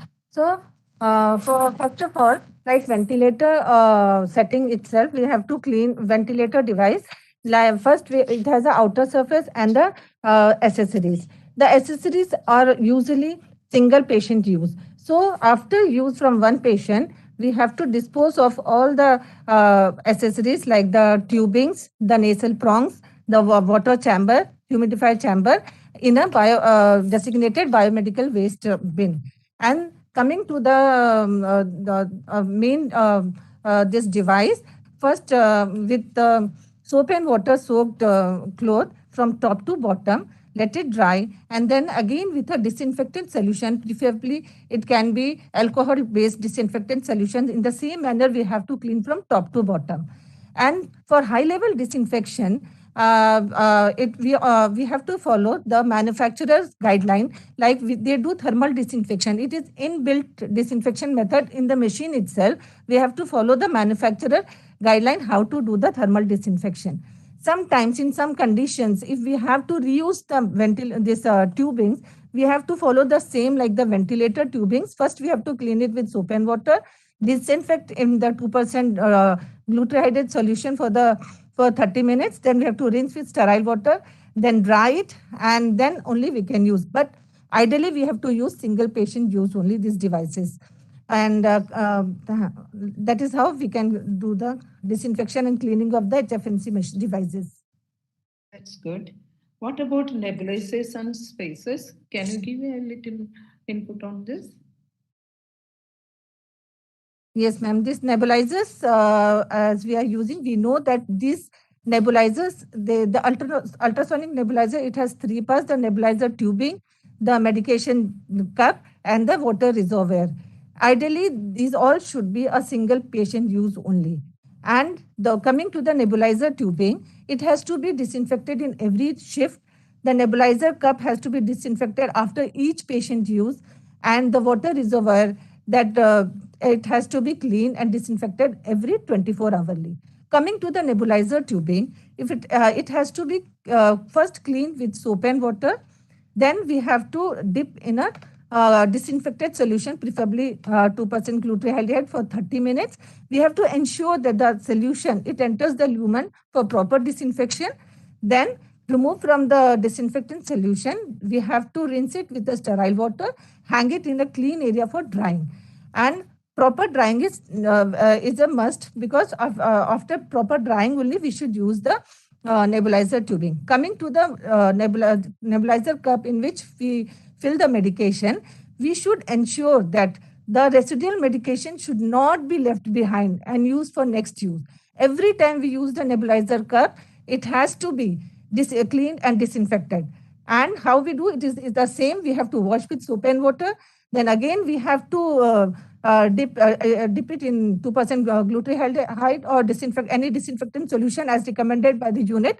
And then again, we have to rinse with sterile water, dry it properly, air dry it, and then we have to use for the next use. Coming to the water reservoir where we put the sterile water, it has to be cleaned every 24 hourly. There is a tube, small tube behind the nebulizer. From that tube, we have to drain the water and clean that area. The tube can be also be cleaned with a brush to remove the debris, and that is how we clean the nebulizer. And the spacers. I could see the practical experience what you are sharing here now. Now my question is to Mamta. Can you throw some light on how to disinfect this oxygen concentrators? Now the use of oxygen concentrators is very much in all hospitals. So please. Ma'am, this is Kavita here. I'm going to request you all to please be brief because we have got a lot of comments. So please, we need to really close this session. So request you to keep your comments very brief. Thank you. Okay. Thank you. Okay, ma'am. Generally, the oxygen concentrators nowadays that are available, they all have disposable patient interface, nasal prawns, and water chambers. So they need to be disposed of as per the manufacturer's guideline. Second thing, the oxygen concentrator have this oxygen moisturizing filters, which we have already discussed how to discard them. The major consideration we need to take here is the air intake filters that need to be periodically assessed and replaced. So one should periodically assess them at least 1 to 2 times per week for any accumulation of dirt in them. If it feels like the dirt has been accumulated, it need to be taken out, dipped in soapy water, and then it can be rinsed with plain water to make sure all the dirt has been rinsed, and then it can be dried in a shadow area and reused.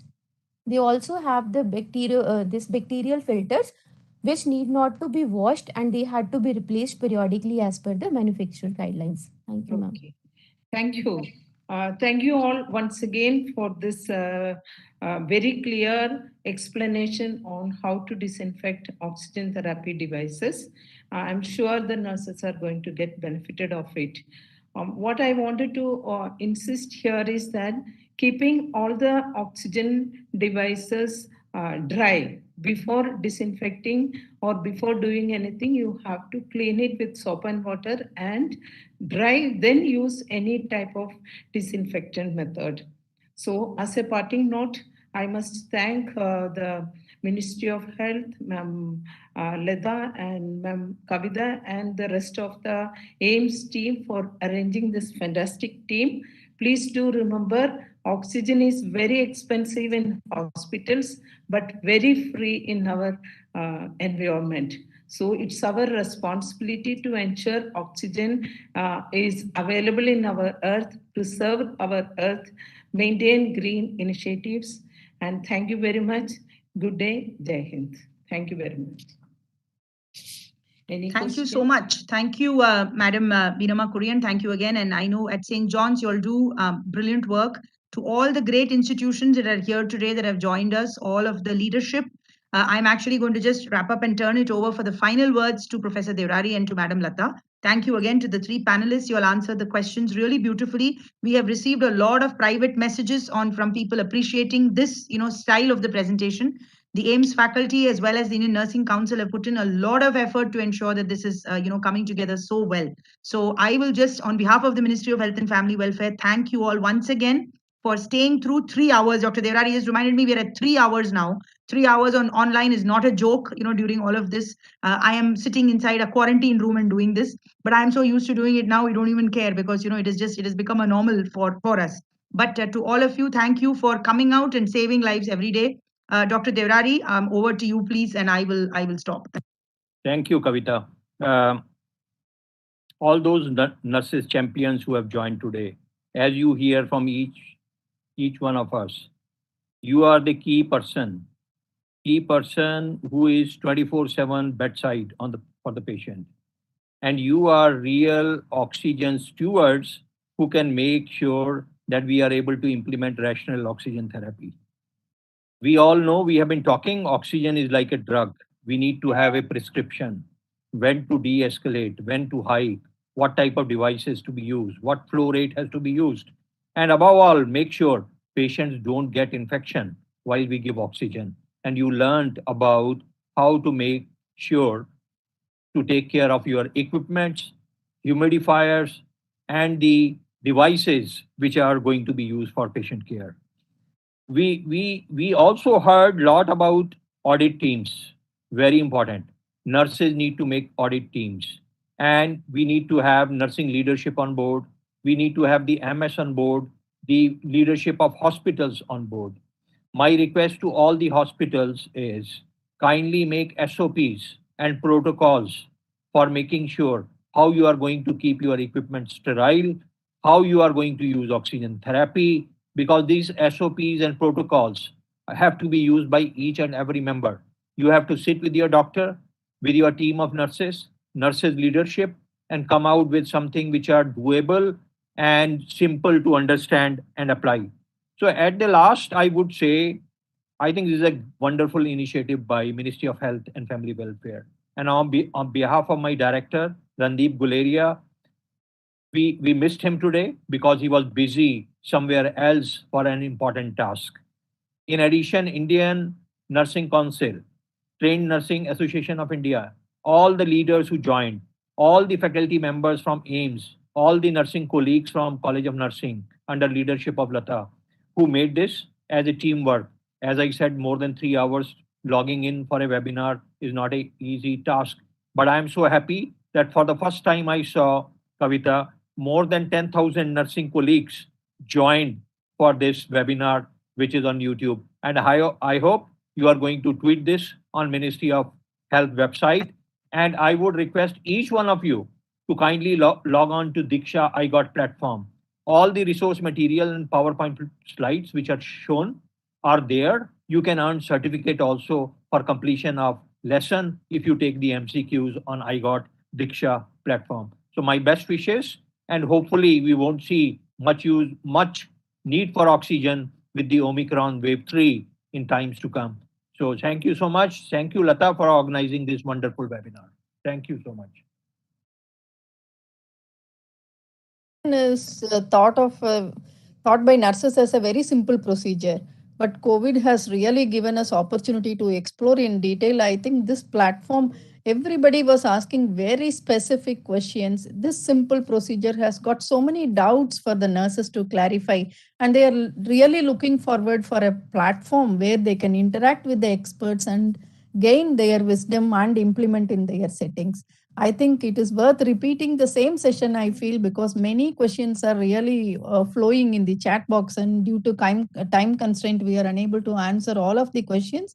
And this program was possible, and I attribute the success to Dr. Devrari, the professor and HOD of pediatric department, because any program he does for the medical fraternity, he always thinks of the nursing fraternity and handholds us and elevates us and gives us opportunity to get empowered. Thank you very much, sir. And I must thank Kavita for really motivating so many nurses across the country to participate in the program. I think this is the first time it has happened that so many nurses are participating in the event. So thank you, Kavita. We look forward for more such events in future. I think this is just a beginning, and we have a long way to go, and we can empower nurses with many more practical aspects of nursing care, not only oxygen administration. And I must thank Indian Nursing Council and presidents of all the association for making this program spread across all the nurses and encouraging us to host this program. So I am thankful to the President of Indian Nursing Council and Secretary of Indian Nursing Council especially. And I must thank all our faculty members, over a short span of time. They have worked so hard to coordinate this program. Without them, this program would have never been successful. And we have AIMS nurses who have the practical wisdom to share with us. So I think this kind of approach has made this program very successful, having the medical faculty, nursing officers, and the support from Ministry, Indian Nursing Council, and various associations. Thank you so much from the bottom of my heart. And we wish to meet again in many forums with much more important themes for nursing care. Thank you, sir. And thanks, Kavita, and thanks all the chairpersons and resource persons. So, Lata, if we can make 2 pages with all the questions which are there with 3-liner answers and circulate to all the participants, that will be great. Because there are many questions in the chat box which we have not answered.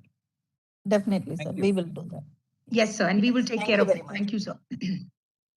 Thank you all. Thank you all to everybody. We have more than 11,000 people that logged in today at our final count.